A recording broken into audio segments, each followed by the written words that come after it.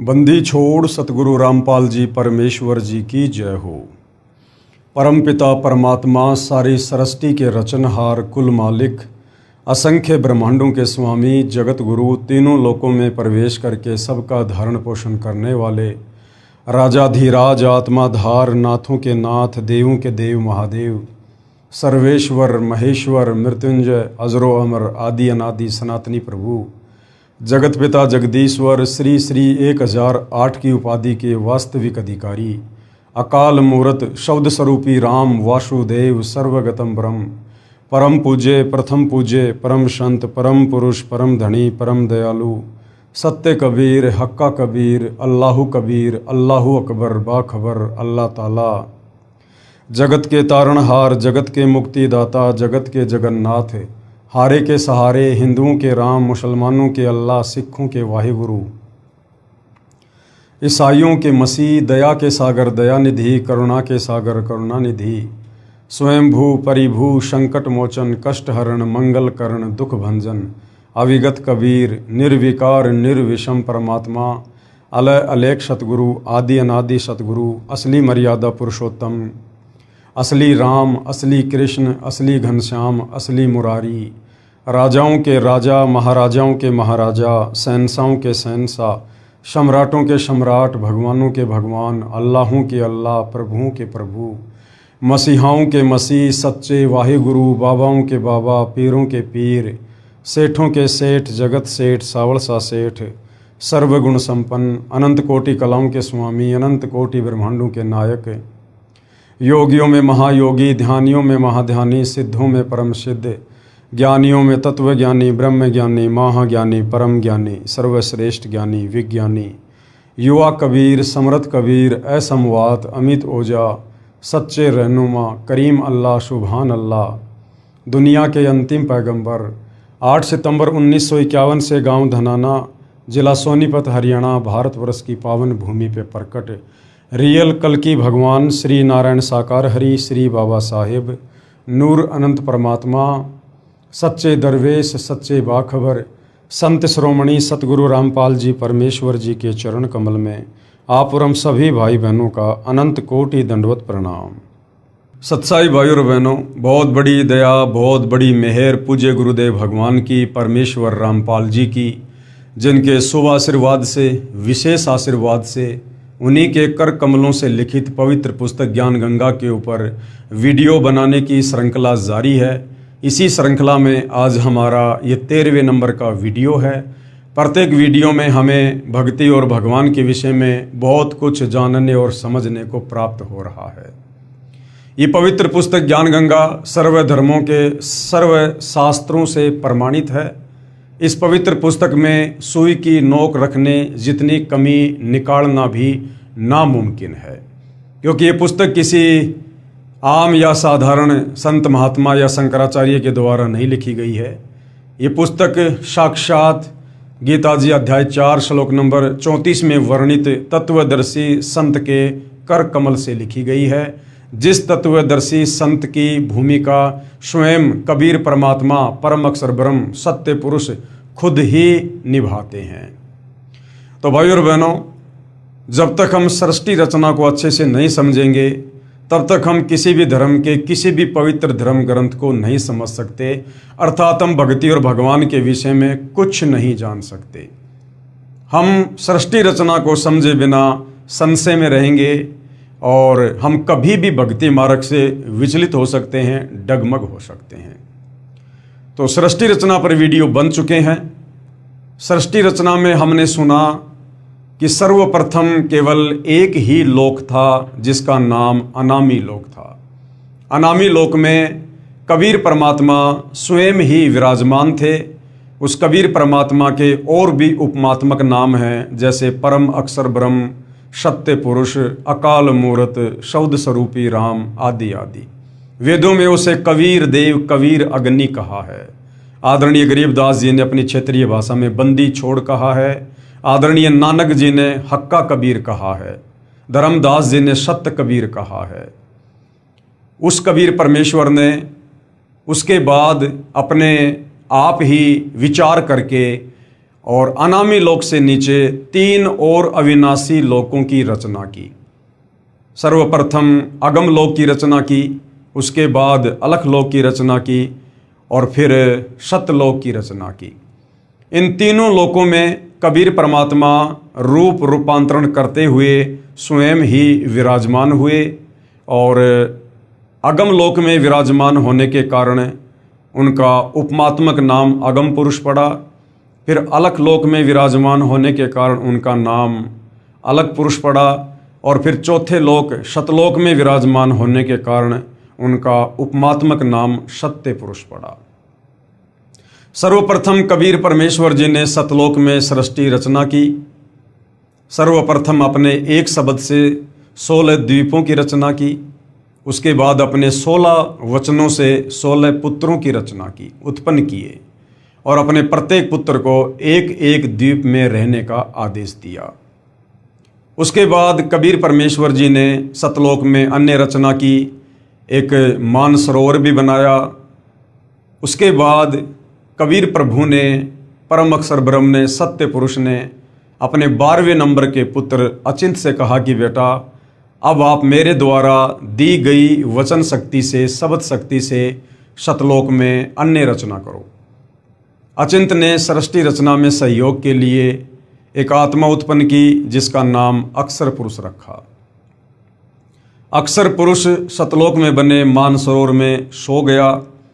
काफ़ी समय बीत गया। जब नींद से नहीं जागा तो अचिंत ने कबीर परमेश्वर जी से अर्ज की कि हे पिताजी, सृष्टि नहीं रची जा रही है क्योंकि अक्षर पुरुष मानसरोवर में सो गया है। कबीर परमेश्वर ने कहा कि बेटा तुम सृष्टि रचना करने में सक्षम भी नहीं हो। ये तो तुम्हें एक छोटा सा ट्रेलर दिखाया गया था ताकि आगे चलकर तुम मेरी किसी भी रचना में बीच में टांग ना अड़ाओ। समर्थ का काम उसी को साजे और करे तो मूर्ख बाजे। कबीर परमेश्वर जी ने मानसरोवर के जल को अपने हाथ में लिया, अपनी वचन शक्ति से एक अंडा बनाया। उस अंडे में अपनी वचन शक्ति से एक आत्मा प्रवेश की और मानसरोवर के जल में छोड़ दिया। अंडा जल के अंदर चला गया और अंडे की गड़गड़ाहट से अक्षर पुरुष की निंद्रा भंग हुई। अक्षर पुरुष ने क्रोध से देखा, अंडा 2 भाग हो गया।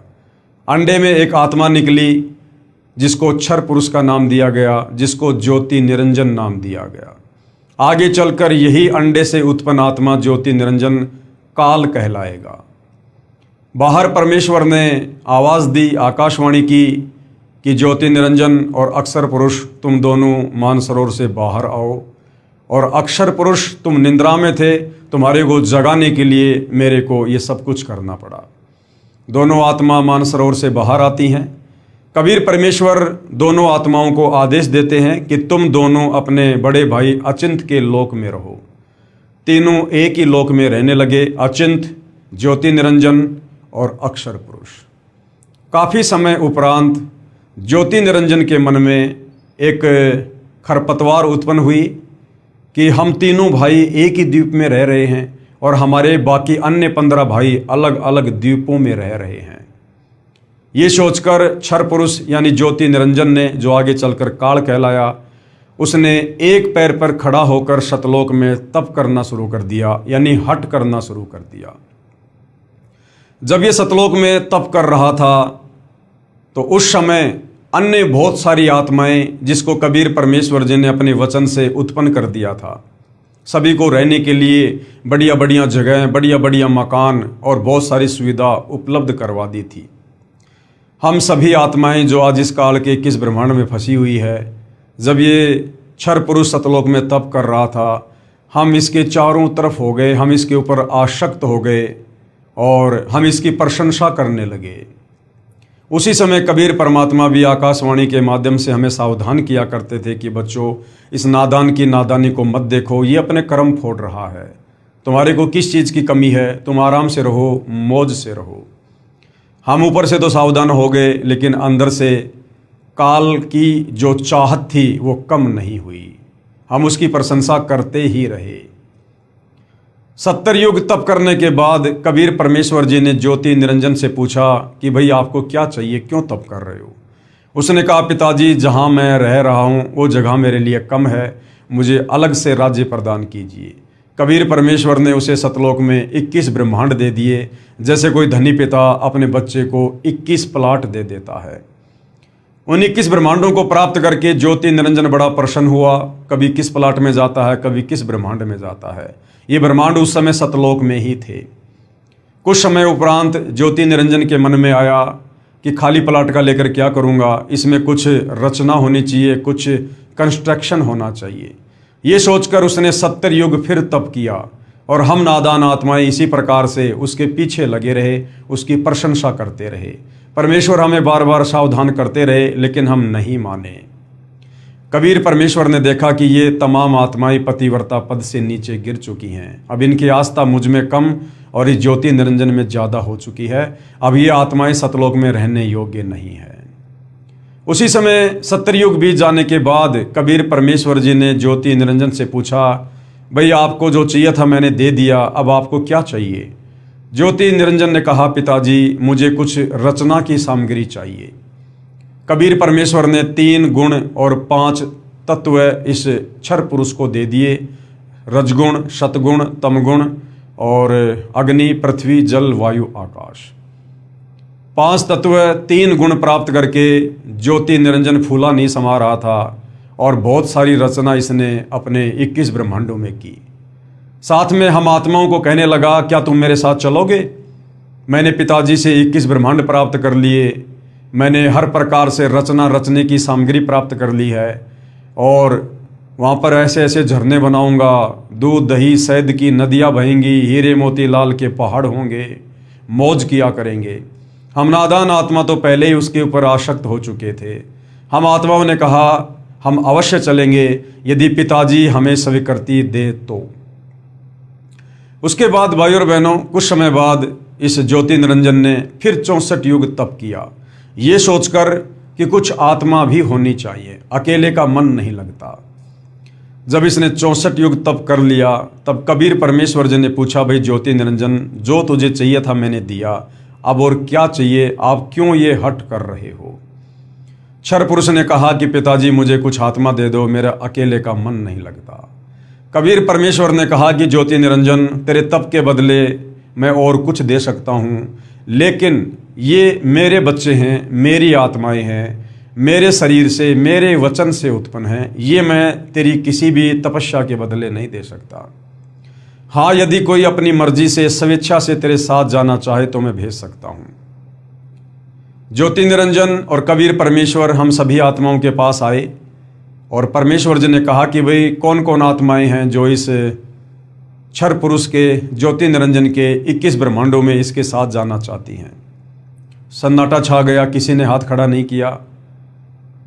कबीर परमेश्वर ने कहा, भाई ज्योति निरंजन, आप तो कह रहे थे कि मेरे साथ कुछ आत्माएं जाने को तैयार हैं, या तो कोई कुछ बोल ही नहीं रहा।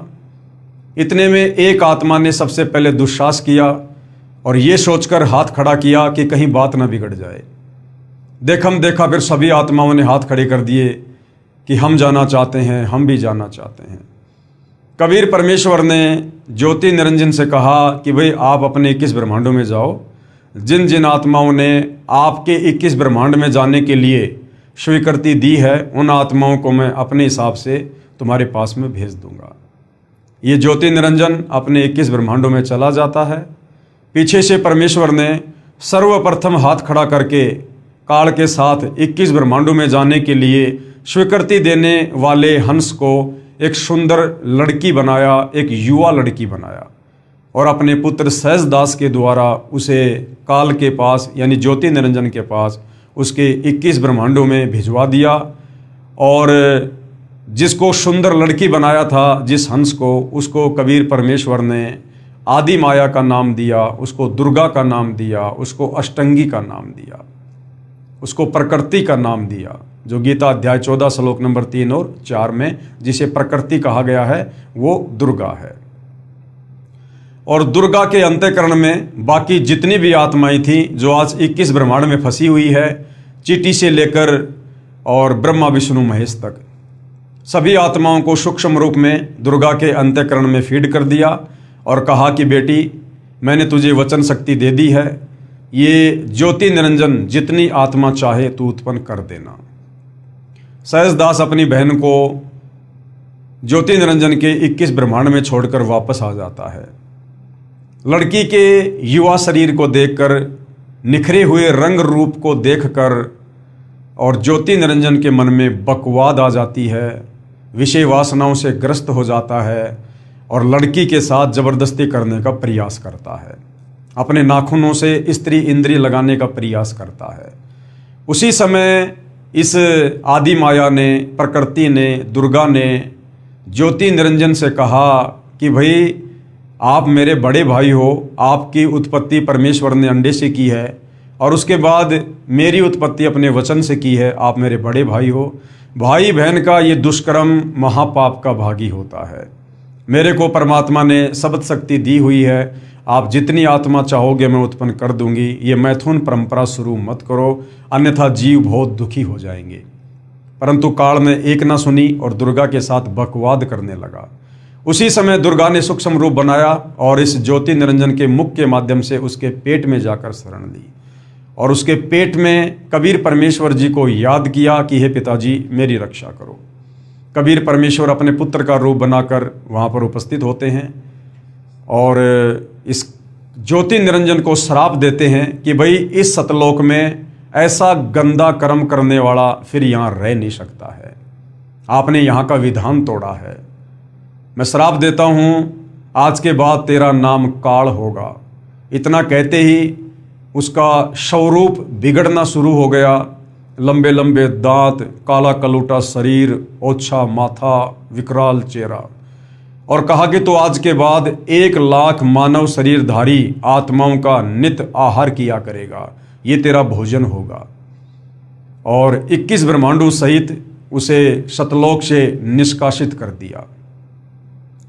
इतना कहते ही कबीर परमेश्वर वहाँ से अंतर्ध्यान हुए और इस काल के 21 ब्रह्मांड जो पहले सतलोक में ही थे, वो टुकड़ा वहाँ से टूटकर एक विमान की तरह सतलोक से दूर जाने लगा। रास्ते में कबीर परमेश्वर के पुत्र सहजदास का लोक आता है। जब उसके ऊपर से विमान जा रहा था तो ज्योति निरंजन यानी काल ने सोचा कि मैं अपने भाई से प्रार्थना करता हूँ, हो सकता है कबीर परमात्मा इसकी प्रार्थना पर मुझे यहीं इसके लोक में जगह दे दे। तो ज्योति निरंजन ने सहजदास से प्रार्थना की कि सहजदास ऐसे ऐसे मैंने गलती कर दी और पिताजी ने मुझे ऐसे ऐसे श्राप दे दिया। पिताजी आपकी बात बहुत ध्यान से सुनते हैं, आपकी बात मानते हैं, आप एक बार मेरी तरफ से अर्ज कर दो। सहजदास ने सत्य पुरुष कबीर देव परम अक्षर ब्रह्म से अर्ज की कि हे परमात्मा, आपका एक नौकर है ज्योति निरंजन क्षर पुरुष, जो मेरे लोक में अपने विमान को जो है उतारने की प्रार्थना कर रहा है। कबीर परमेश्वर जी ने कहा कि मैं 3 वचन कहता हूँ, मन कर्म वचन त्रिवाचा। मैं मन कर्म वचन से कहता हूँ कि उसको यहाँ बिल्कुल भी नहीं रोकना है, उसे तुरंत यहाँ से 9-2-11 करो।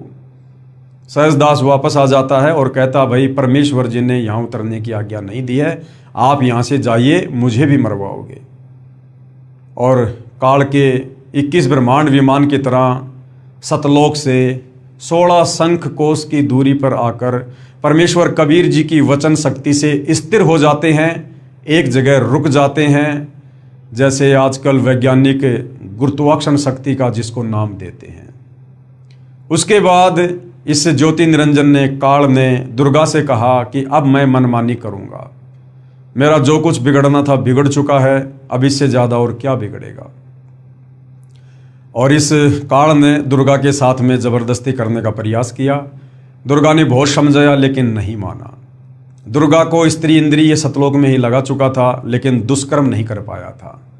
उसके बाद इसने दुर्गा से शादी की और रति क्रिया करके पति पत्नी संबंध बनाकर 3 पुत्रों की उत्पत्ति की।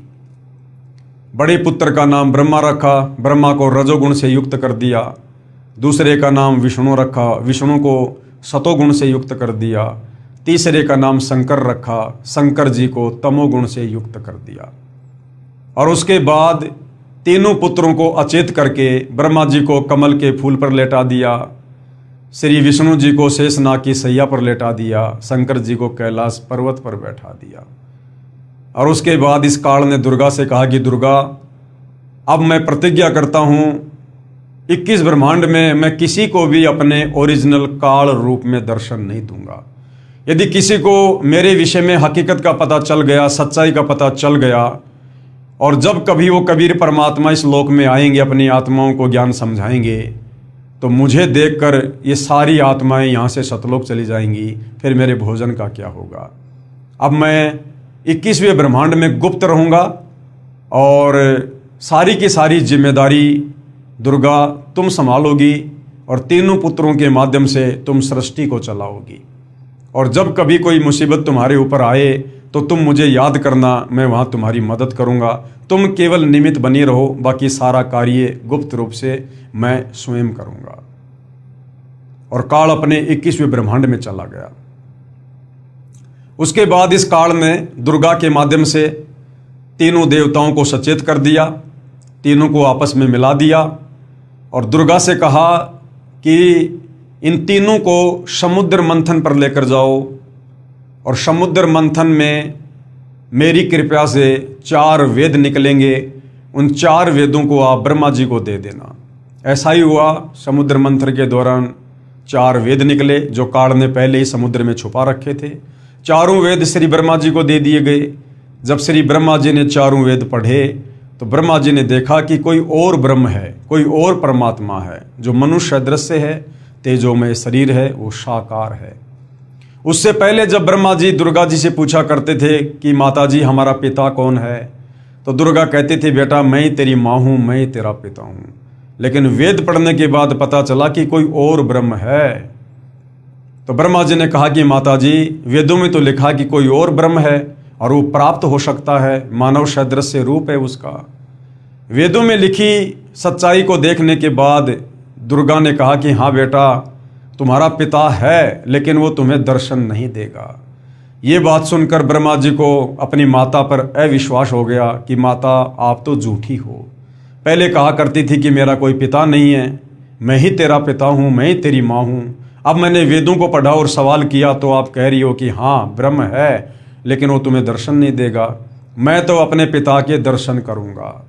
दुर्गा ने बहुत समझाया लेकिन ब्रह्मा जी नहीं माने और अपने पिता की खोज में उत्तर दिशा की ओर चल दिए। जाने से पहले दुर्गा जी ने पूछा कि बेटा यदि तेरे पिता ब्रह्म ने तुझे दर्शन नहीं दिए तो तू क्या करेगा। ब्रह्मा जी ने कहा कि मैं आपको अपनी शक्ल नहीं दिखाऊंगा।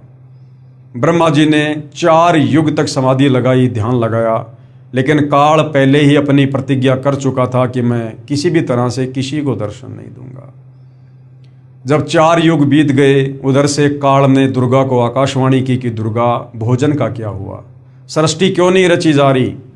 दुर्गा ने कहा कि तुम्हारा बड़ा बेटा ब्रह्मा तुम्हारी खोज में निकला है और ब्रह्मा के बिना सृष्टि नहीं रची जा सकती, क्योंकि ब्रह्मा रजोगुण युक्त है और रजोगुण के प्रभाव से ही आपस में जीव विषय वासनाओं में बंधकर संतान उत्पत्ति कर सकते हैं।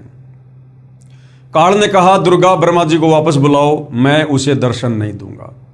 दुर्गा ने अपनी वचन शक्ति से एक लड़की उत्पन्न की जिसका नाम गायत्री रखा और कहा कि बेटी जा अपने बड़े भाई ब्रह्मा को लेके आ। गायत्री वहां गई तो ब्रह्मा समाधि में था। गायत्री ने ध्यान लगाकर दुर्गा से पूछा कि ब्रह्मा जी तो समाधि में है, कैसे जगाऊं। दुर्गा ने कहा कि आप इसके चरण स्पर्श करो, इसकी समाधि टूट जाएगी। गायत्री ने वैसा ही किया, ब्रह्मा जी की समाधि टूटी। ब्रह्मा जी समाधि से बाहर आए तो गुस्से से बोले कि उल्टा तू कौन है, मेरा ध्यान भंग कर दिया, मैं तुझे श्राप दूंगा। गायत्री ने कहा कि भैया शराब बाद में देना, पहले मेरी बात सुन लो। मुझे माता जी ने भेजा है, तुम्हारे बिना सृष्टि नहीं रची जा रही है। ब्रह्मा ने कहा कि गायत्री मैं कैसे चलूं, 4 युग बीत गए, मुझे पिताजी के दर्शन नहीं हुए और मैं माता से प्रतिज्ञा करके आया था यदि पिताजी ने दर्शन नहीं दिए तो मैं अपनी शक्ल नहीं दिखाऊंगा, मुझे तो शर्म लगती है। गायत्री की मजबूरी थी, ब्रह्मा को लेकर जाना था। तो ब्रह्मा जी ने कहा कि गायत्री यदि आप मेरी झूठी गवाही दे दो माता जी के सामने कि मेरे सामने ब्रह्मा जी को इसके पिता ब्रह्म ने दर्शन दिए तो मैं चल सकता हूँ। गायत्री ने कहा कि मैं झूठी गवाही नहीं दूंगी, लेकिन गायत्री की मजबूरी थी, दुर्गा का आदेश था, ब्रह्मा को लाना था। गायत्री ने कहा कि ठीक है, मैं तुम्हारी गवाही दे दूंगी, लेकिन उसके लिए तुमने मेरी एक शर्त माननी पड़ेगी। आपने मेरे साथ में शारीरिक संबंध बनाने पड़ेंगे। ये गायत्री ने इसलिए कहा कि यदि कल को ब्रह्मा जी अगर सब कुछ सच सच बता देते हैं तो फिर मैं दुर्गा के आगे झूठी पड़ जाऊंगी, फिर मेरी पिटाई होगी। तो मरें तो दोनों मरें। ये सोचकर गायत्री ने शर्त रखी और ब्रह्मा जी जो कि पहले से रजोगुण युक्त थे, उन्होंने गायत्री की शर्त को मंजूर किया और दोनों ने शारीरिक संबंध बनाए। उसके बाद गायत्री ने सोचा क्यों ना एक गवाह और तैयार किया जाए, बात थोड़ी हमारी मजबूत हो जाएगी माता जी के सामने। ब्रह्मा जी से विचार विमर्श किया, ब्रह्मा जी ने सहमति दे दी। गायत्री ने अपनी वचन शक्ति से एक लड़की उत्पन्न की जिसका नाम पोहपति रखा गया। और गायत्री ने कहा कि आप ऐसे ऐसे हमारी गवाही दे देना। तो पोहपति ने कहा कि मैं गवाही क्यों दूं? हाँ, एक शर्त है, यदि ब्रह्मा जी मेरे साथ शारीरिक संबंध बनाते हैं तो मैं स्वीकृति दे सकती हूँ, मैं आपकी गवाही दे सकती हूँ। वही बात पोहपति ने सोची कि कल को अगर ये दोनों मुकर गए तो मेरी तो पिटाई हो जाएगी, तो मरें तो तीनों मरें। ये सोचकर गायत्री ने शर्त रखी। वो शर्त ब्रह्मा जी ने स्वीकार की, पोहपति के साथ में शारीरिक संबंध बनाए। और ब्रह्मा जी ने दोनों को समझा दिया था, क्योंकि वेदों में परमात्मा के विषय में लिखा हुआ है कि उनका तेजोमय शरीर है, मानव सदृश्य रूप है। तो ब्रह्मा जी ने दोनों को कह दिया, गवाही देते समय यदि माता जी पूछे कि बताओ भाई ब्रह्म का कैसा रूप है, कैसा दिखता है, तो आप ऐसे ऐसे बता देना। तीनों चल दिए, दुर्गा जी के पास आए। दुर्गा ने पूछा कि बेटा तुझे तेरे पिता ब्रह्म ने दर्शन दिए? तो ब्रह्मा ने कहा कि हाँ माँ, मुझे पिता ने दर्शन दिए। दुर्गा ने कहा भाई कोई सबूत पेश करो, कोई गवाह पेश करो। ब्रह्मा जी ने कहा इन दोनों के आगे मुझे पिताजी ने दर्शन दिए। दुर्गा ने दोनों लड़कियों से पूछा तो दोनों ने सहमति दे दी कि हाँ हमारे आगे दर्शन दिए। इतना सुनकर दुर्गा क्रोधित हो गई कि ये काल भी बड़ा अजब गजब है, बड़ा दोगला इंसान है। मुझे कह रहा था कि मैं दर्शन नहीं दूंगा और इनको दर्शन दे दिए। दुर्गा ने ध्यान लगाया नाराज होकर। उधर से काल ने आकाशवाणी की कि दुर्गा, मैंने किसी को दर्शन नहीं दिए, ये तीनों झूठ बोल रहे हैं। उधर से दुर्गा वापस आई और कहा कि नालायको, तुम झूठ बोल रहे हो। अभी अभी तुम्हारे पिताजी की आकाशवाणी हुई है, उन्होंने कहा है कि मैंने किसी को दर्शन नहीं दिए। इतने में ब्रह्मा जी हंसने लगे और कहने लगे माता, मैं क्या करता, मेरी मजबूरी थी, मुझे शर्म लग रही थी। मैं आपको ये कहकर गया था यदि पिताजी के दर्शन नहीं हुए तो मैं अपनी शक्ल नहीं दिखाऊंगा। दुर्गा गुस्से में आ गई और दुर्गा ने श्री ब्रह्मा जी को श्राप दे दिया कि आज के बाद मैं तुझे श्राप देती हूँ, तेरी जगत में कभी पूजा नहीं होगी और तेरे वंशज तेरे जैसे पाखंडी होंगे, मिथ्याभाषी होंगे, दुनिया को ठगना, झूठ बोलना, ये उनका परम धर्म होगा और धर्म कर्म से दूर रहेंगे, पाखंड करेंगे, दिखावा करेंगे। ब्रह्मा जी के वंशज हैं ब्राह्मण। ब्राह्मण और पंडित उसे कहते हैं जो आध्यात्मिक मार्ग में गुरुजन होते हैं, आध्यात्मिक मार्गदर्शक होते हैं। और आज हम देख रहे हैं भाई और बहनों, जितने भी लोग गुरु पद पर हैं, धर्म के ठेकेदार बने हुए हैं, सब शास्त्रों के विरुद्ध ही ज्ञान देते हैं, अपने धार्मिक धंधे के लिए दुनिया को गुमराह करके बैठे हुए हैं। ये सुनकर श्री ब्रह्मा जी मूर्छित हो गए, जमीन पर गिर पड़े। उसके बाद दुर्गा ने गायत्री को श्राप दिया कि तूने झूठी गवाही दी है, तू मृत लोक में गाय बनेगी और तेरे कई कई सांडपति होंगे। उसके बाद पोहपति को श्राप दिया कि तू गंदी जगह पर उगने वाला एक पौधा होगी, तेरा नाम केवड़ा केतकी होगा, हरियाणा में जिसको कुशोंदी भी कहते हैं, जिसके फूल किसी काम नहीं आते हैं। ऐसा ही हुआ। ये श्राप देने के बाद फिर काल ने दुर्गा को आकाशवाणी दी कि दुर्गा, तुझे अधिकार नहीं है यहाँ पर किसी को श्राप देने का। 21 ब्रह्मांड मैंने तप करके प्राप्त किए हैं, तुझे कोई आदेश नहीं है। अब मैं तुझे श्राप देता हूँ कि तू भी द्वापर युग में मृतलोक में द्रौपदी का अवतार लेगी और तेरे भी 5 पति होंगे। द्वापर में जो द्रौपदी थी, 5 पांडवों की पत्नी थी, वो दुर्गा का अंश अवतार थी। उसके बाद भाई और बहनों, दुर्गा ने कहा कि ठीक है भाई काल बली, मैंने सतलोक में अपने पिता के साथ में धोखा किया, पतिव्रता पद से नीचे गिरी, सर्वप्रथम मैंने तेरे साथ आने की स्वीकृति दी। भाई मैंने अपने पैर पर खुद ही कुल्हाड़ी मारी है, अब मैं तेरे वश हूं, तू जैसा नाच नचाएगा हम नचेंगे। उसके बाद दुर्गा ने अपने दूसरे बेटे विष्णु से कहा कि बेटा तू भी अपने पिताजी के दर्शन कर ले, कल को फिर तू बीच में टांग अड़ा के खड़ा होगा। श्री विष्णु जी भी पाताल लोक में चले गए अपने पिता के दर्शन करने के लिए, समाधि के लिए। पाताल लोक पर शेषनाग का आधिपत्य था। शेषनाग ने देखा कि मेरे लोक में मेरी इजाज़त के बिना बेधड़क होकर ये कौन व्यक्ति आ रहा है, और गुस्से से लाल होकर शेषनाग ने अपने 1000 फणों से फूंकार मारी, और जिस विष के चलते श्री विष्णु जी का रंग काला हो गया, नीला हो गया। विष्णु जी ने सोचा कि देखो मैंने इसका कुछ बिगाड़ा नहीं, बेवजह इसने मेरा रूप बिगाड़ दिया, अभी मैं इसको मजा चखाता हूं। जैसे विष्णु आगे बढ़ने लगा, तुरंत काल ने आकाशवाणी की। काल ने सोचा अगर इसी प्रकार से ये आपस में लड़ते रहे तो मेरे भोजन का क्या होगा, सृष्टि को आगे कौन चलाएगा, जीवों की उत्पत्ति कौन करेगा। उसी समय काल ने आकाशवाणी की कि बेटा विष्णु, अभी तू इस शेषनाग को कुछ मत कह, द्वापर युग में तू श्री कृष्ण अवतार रूप में जाएगा, उस समय मैं तुझे इसका बदला तुझे वहां दिलाऊंगा। ये काली देह में कालिया नाम का नाग होगा, और उस समय तू इसकी मार पिटाई करके अपना बदला पूरा करना, और जाकर अपनी माताजी से सच सच कह देना कि मुझे पिताजी ने दर्शन नहीं दिए। अगर तूने झूठ बोला तो तेरी भी वही हालत होगी जो ब्रह्मा की हुई है। विष्णु जी वापस आ गए। दुर्गा जी ने पूछा कि बेटा तुझे तेरे पिता ने दर्शन दिए? तो विष्णु जी ने कहा कि नहीं माताजी, मुझे पिताजी ने दर्शन नहीं दिए। दुर्गा ये सुनकर बड़ी खुश हुई और कहा बेटा मैं तुझे आशीर्वाद देती हूँ, तू शतवादी होगा, तू शतोगुण युक्त होगा और जग में तेरी पूजा होगी। विष्णु जी चले जाते हैं। उसके बाद दुर्गा अपने तीसरे नंबर के पुत्र तमोगुणी शंकर के पास जाती है और बोली बेटा तू भी अपने पिता के दर्शन करके देख ले, कहीं तेरे भी मन में रह जाए, तेरे दोनों भाइयों को तो दर्शन दिए नहीं। इस मामले में शंकर जी बड़े होशियार निकले और कहा माता जी, जब मेरे 2 बड़े भाइयों को पिताजी ने दर्शन नहीं दिए तो मैं फिर व्यर्थ में प्रयत्न क्यों करूं। लेकिन माता जी मेरी एक अर्ज है, आप मुझे मृत्युंजय कर दो, मुझे अजरो अमर कर दो, मेरी कभी मृत्यु ना हो, क्योंकि शतलोक में हम मरा नहीं करते थे, इस आत्मा को चाहत है। दुर्गा ने कहा कि बेटा ये मेरे वश से बाहर की बात है, इस 21 ब्रह्मांड में जिसका जन्म हुआ उसकी मृत्यु निश्चित है। हाँ मैं तुझे एक विधि बताती हूँ जिससे तेरी आयु तेरे दोनों भाइयों से लंबी हो जाएगी। बेटा तू ऐसे ऐसे अपने ध्यान को 10वें द्वार में ले जाकर समाधि लगाया कर, अपने श्वासों को रोका कर, क्योंकि हमारा शरीर 21 ब्रह्मांड में देवताओं से लेकर मनुष्य का श्वासों पर आधारित है।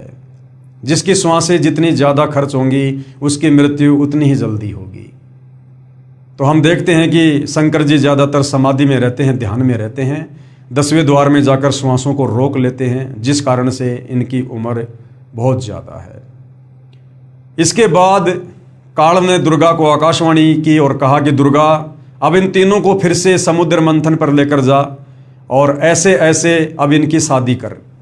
काल का आदेश प्राप्त करके दुर्गा अपने तीनों पुत्रों ब्रह्मा विष्णु महेश को समुद्र मंथन पर ले जाती है और दुर्गा ही अपने 3 रूप बनाकर समुद्र में छुप जाती है और तीनों पुत्रों को आदेश देती है कि पुत्रों ऐसे ऐसे तुम समुद्र मंथन करो और जो भी वस्तु निकले मुझे बताना, अलग अलग लेके आना।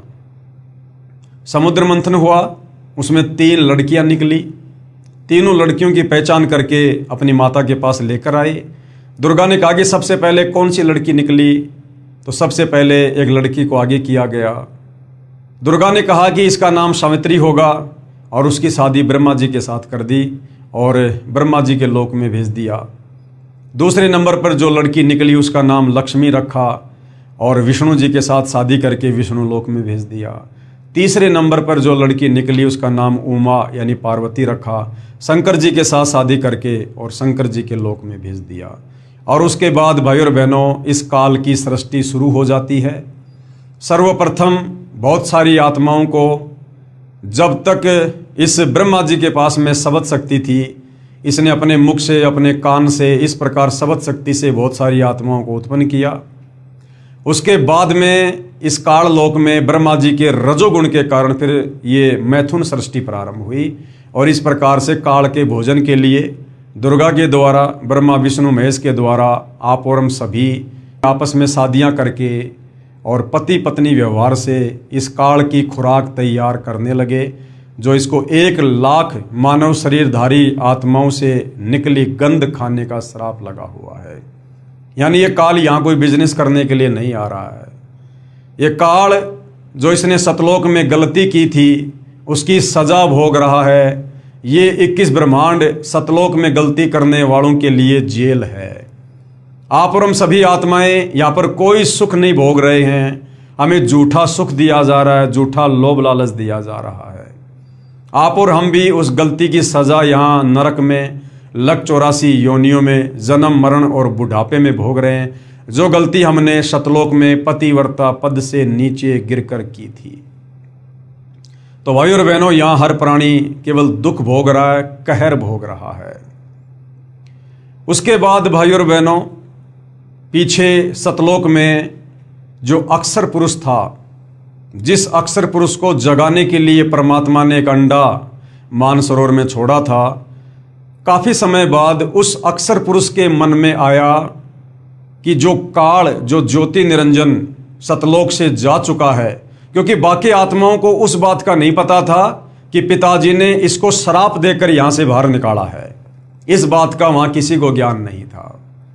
तो बाकी लोगों ने यही सोचा कि भाई वो काल यानी ज्योति निरंजन और उसके साथ में गई जितनी भी आत्माएं हैं वो तो 21 ब्रह्मांडों में बहुत ज़्यादा सुख भोग रही होंगी।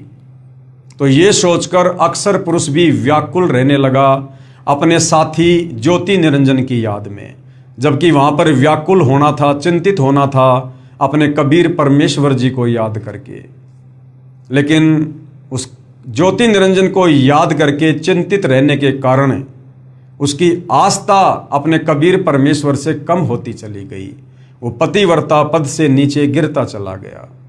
आप और हम बहुत सारी आत्माओं के ऊपर, बाकी जो आत्माएं सतलोक में थी वो भी आसक्त रहने लगी, ये सोचकर कि काश हम भी उस समय हाथ खड़ा कर देते उस ज्योति निरंजन के साथ उसके 21 ब्रह्मांडों में जाने के लिए, तो शायद हम भी वहाँ पर बहुत ज़्यादा सुख भोग रहे होते। तो बाकी आत्माएं भी पतिव्रता पद से नीचे गिर गई थी, और सतलोक में जो जो आत्मा पतिव्रता पद से नीचे गिर जाती है, परमेश्वर उन आत्माओं को वहाँ पर नहीं रखते हैं। अक्षर पुरुष सार नाम का जाप करता था, लेकिन अलग से राज्य प्राप्ति करने की मन में इच्छा थी, चाहत थी, और अपने साथी ज्योति निरंजन की याद में व्याकुल रहता था। कबीर परमेश्वर ने उसे कहा कि भाई आप ऐसे क्यों रहते हो, आपको किस बात की कमी है, क्या चाहिए आपको। अक्षर पुरुष ने कहा कि पिताजी मुझे भी अलग से कुछ राज्य दीजिए, कुछ ब्रह्मांड दीजिए। तो कबीर परमात्मा जी ने उसे 7 संख्य ब्रह्मांड प्रदान कर दिए, जो उस समय सतलोक में ही थे। और बाकी बहुत सारी आत्माएं जो अक्षर पुरुष की व्याकुलता पर आसक्त हो गई थी और काल के 21 ब्रह्मांड में गई हुई आत्माओं के विषय में ये सोचकर कि वो तो शायद हमारे से भी ज़्यादा सुख भोग रही होंगी, जिस कारण से कबीर परमेश्वर जी ने बाकी आत्माओं को भी सतलोक से बाहर निकालना जरूरी था। तो अक्षर पुरुष ने कहा कि पिताजी मुझे कुछ आत्मा भी चाहिए, अकेले 7 संख्य ब्रह्मांडों का लेकर मैं क्या करूंगा। तो कबीर परमेश्वर ने कहा कि देख भाई, ये मेरी आत्मा है और आत्माओं को मैं किसी भी कीमत पर नहीं दे सकता। अक्षर पुरुष ने कहा जी कुछ आत्माएं मेरे साथ जाने को तैयार हैं। कबीर परमात्मा ने कहा कि ठीक है भाई, आप मेरे सामने स्वीकृति दिलवा दो, मैं आज्ञा दे दूंगा। ऐसा ही हुआ। अक्षर पुरुष और कबीर परमेश्वर बाकी आत्माओं के पास गए और कहा भी कौन कौन है जो अक्षर पुरुष के साथ इसके 7 संख्य ब्रह्मांडों में जाने को तैयार हैं। किसी ने हाथ खड़ा नहीं किया, अपने पिता के सामने किसी की हिम्मत नहीं हुई। अंत में एक आत्मा ने दुर्गा की तरह दुस्साहस किया और कहा पिताजी मैं जाना चाहता हूँ। देखम देखी सभी ने हाथ खड़े कर दिए। कबीर परमेश्वर ने कहा ठीक है भाई अक्षर पुरुष, आप अपने 7 संख्य ब्रह्मांडों में जाइए, मैं इन सभी आत्माओं को मेरे हिसाब से आपके पास भिजवा दूंगा। सर्वप्रथम हाथ खड़ा करने वाले हंस को कबीर परमेश्वर ने दुर्गा की भांति एक लड़की बनाया, युवा शरीर बनाया और अक्षर पुरुष के पास भेज दिया और बाकी सभी आत्माओं को उसके हृदय में प्रवेश कर दिया, सूक्ष्म रूप में वचन शक्ति दे दी। कबीर परमात्मा देखना चाहते थे क्या ये भी वही गलती करेगा जो गलती उस ज्योति निरंजन ने की थी, लेकिन अक्षर पुरुष ने यहां थोड़ी समझदारी दिखाई और अक्षर पुरुष ने उस युवा लड़की के साथ, जिसको ईश्वरी माया का नाम दिया गया, उसकी सहमति से, उसकी रजामंदी से उसको अपने नाखूनों से स्त्री इंद्री बनाई और उसके साथ में पति पत्नी व्यवहार किया। कबीर परमेश्वर ने कहा कि भाई देखो, आपने ये गलती की है, इस सतलोक में ऐसी गलती करने वाले को फिर रखा नहीं जाता है। और अक्षर पुरुष, ईश्वरी माया और सभी आत्माओं को सतलोक के एक कोने में, एक परिधि में परमेश्वर जी ने अलग से बांध के रख दिया, यानी वो वापस सतलोक में कबीर परमेश्वर की मर्जी के बिना नहीं आ सकते। लेकिन भाइयों और बहनों, अक्षर पुरुष और ईश्वरी माया ने अपनी सहमति से पति पत्नी व्यवहार किया, जिसके चलते अक्षर पुरुष के लोक में तपतशिला का कष्ट नहीं है, अर्थात वहां पर जीवों को भून भून के तपतशिला पर नहीं खाया जाता है। बाकी जो दंड है वो 21 ब्रह्मांड की आत्माओं को जो मिलता है, अक्षर पुरुष के लोक की आत्माओं को भी वही मिलता है।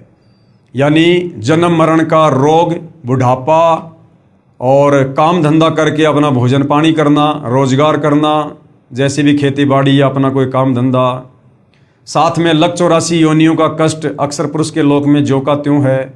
वो आत्माएं भी गधे कुत्ते सूअर की योनियों में जाती हैं और नरक और स्वर्ग सेम टू सेम सिस्टम है, केवल तपतशिला को छोड़कर, क्योंकि गलती उन्होंने भी की थी। इस प्रकार से भाइयों और बहनों, कबीर परमेश्वर जी ने इस पूरी सृष्टि की रचना की, जो सृष्टि रचना सर्व धर्मशास्त्रों से प्रमाणित है। हिंदुओं के चारों वेद गीता जी, मुसलमानों की चारों कतेब तौरात, जबूर, इंजिल, कुरान शरीफ और ईसाइयों की बाइबल, सिखों का गुरु ग्रंथ साहिब, इस सृष्टि रचना का जो सृष्टि रचना अभी आपने मौखिक सुनी और परमेश्वर रामपाल जी ने अपने द्वारा लिखित पवित्र पुस्तक ज्ञान गंगा में जिस सृष्टि रचना को लिखा है, आज सर्व धर्मों के सर्व पवित्र धर्मशास्त्र उसका समर्थन कर रहे हैं। साथ में पिछले वीडियो में आपको दिखाया कि बहुत सारे महापुरुष जिनको कबीर परमात्मा जिंदा बाबा के रूप में सतलोक से चलकर इस पृथ्वी पर प्रकट होकर उन्हें मिले और अपने द्वारा रची सृष्टि का ज्यों का त्यों ज्ञान समझाया कि बच्चों, आप किस प्रकार से सतलोक में रहा करते थे, सर्व लाभ और सर्व सुख भोगा करते थे, वहाँ तुम्हें किसी प्रकार का कोई कष्ट नहीं था, किसी वस्तु का कोई अभाव नहीं था, वहाँ पर जन्म और मृत्यु नहीं थी और 184 योनियों का कष्ट नहीं था, कोई नरक नहीं था। तुम अपनी गलती के कारण यहाँ पर फंसे हो। ये सृष्टि रचना उन महापुरुषों को सुनाई और साथ में उनकी आत्मा को निकाल कर सतलोक दिखाया, सतलोक के सुख दिखाए, काल का पूरा साम्राज्य दिखाया कि किस प्रकार से ये काल अपने भोजन के लिए अपनी व्यवस्था को ब्रह्मा विष्णु महेश और दुर्गा के माध्यम से व्यवस्थित किए हुए है। उन आत्माओं ने सृष्टि रचना से परिचित होकर और सतलोक से परिचित होकर आंखों देखकर फिर कबीर परमेश्वर जी की कलम तोड़ महिमा की।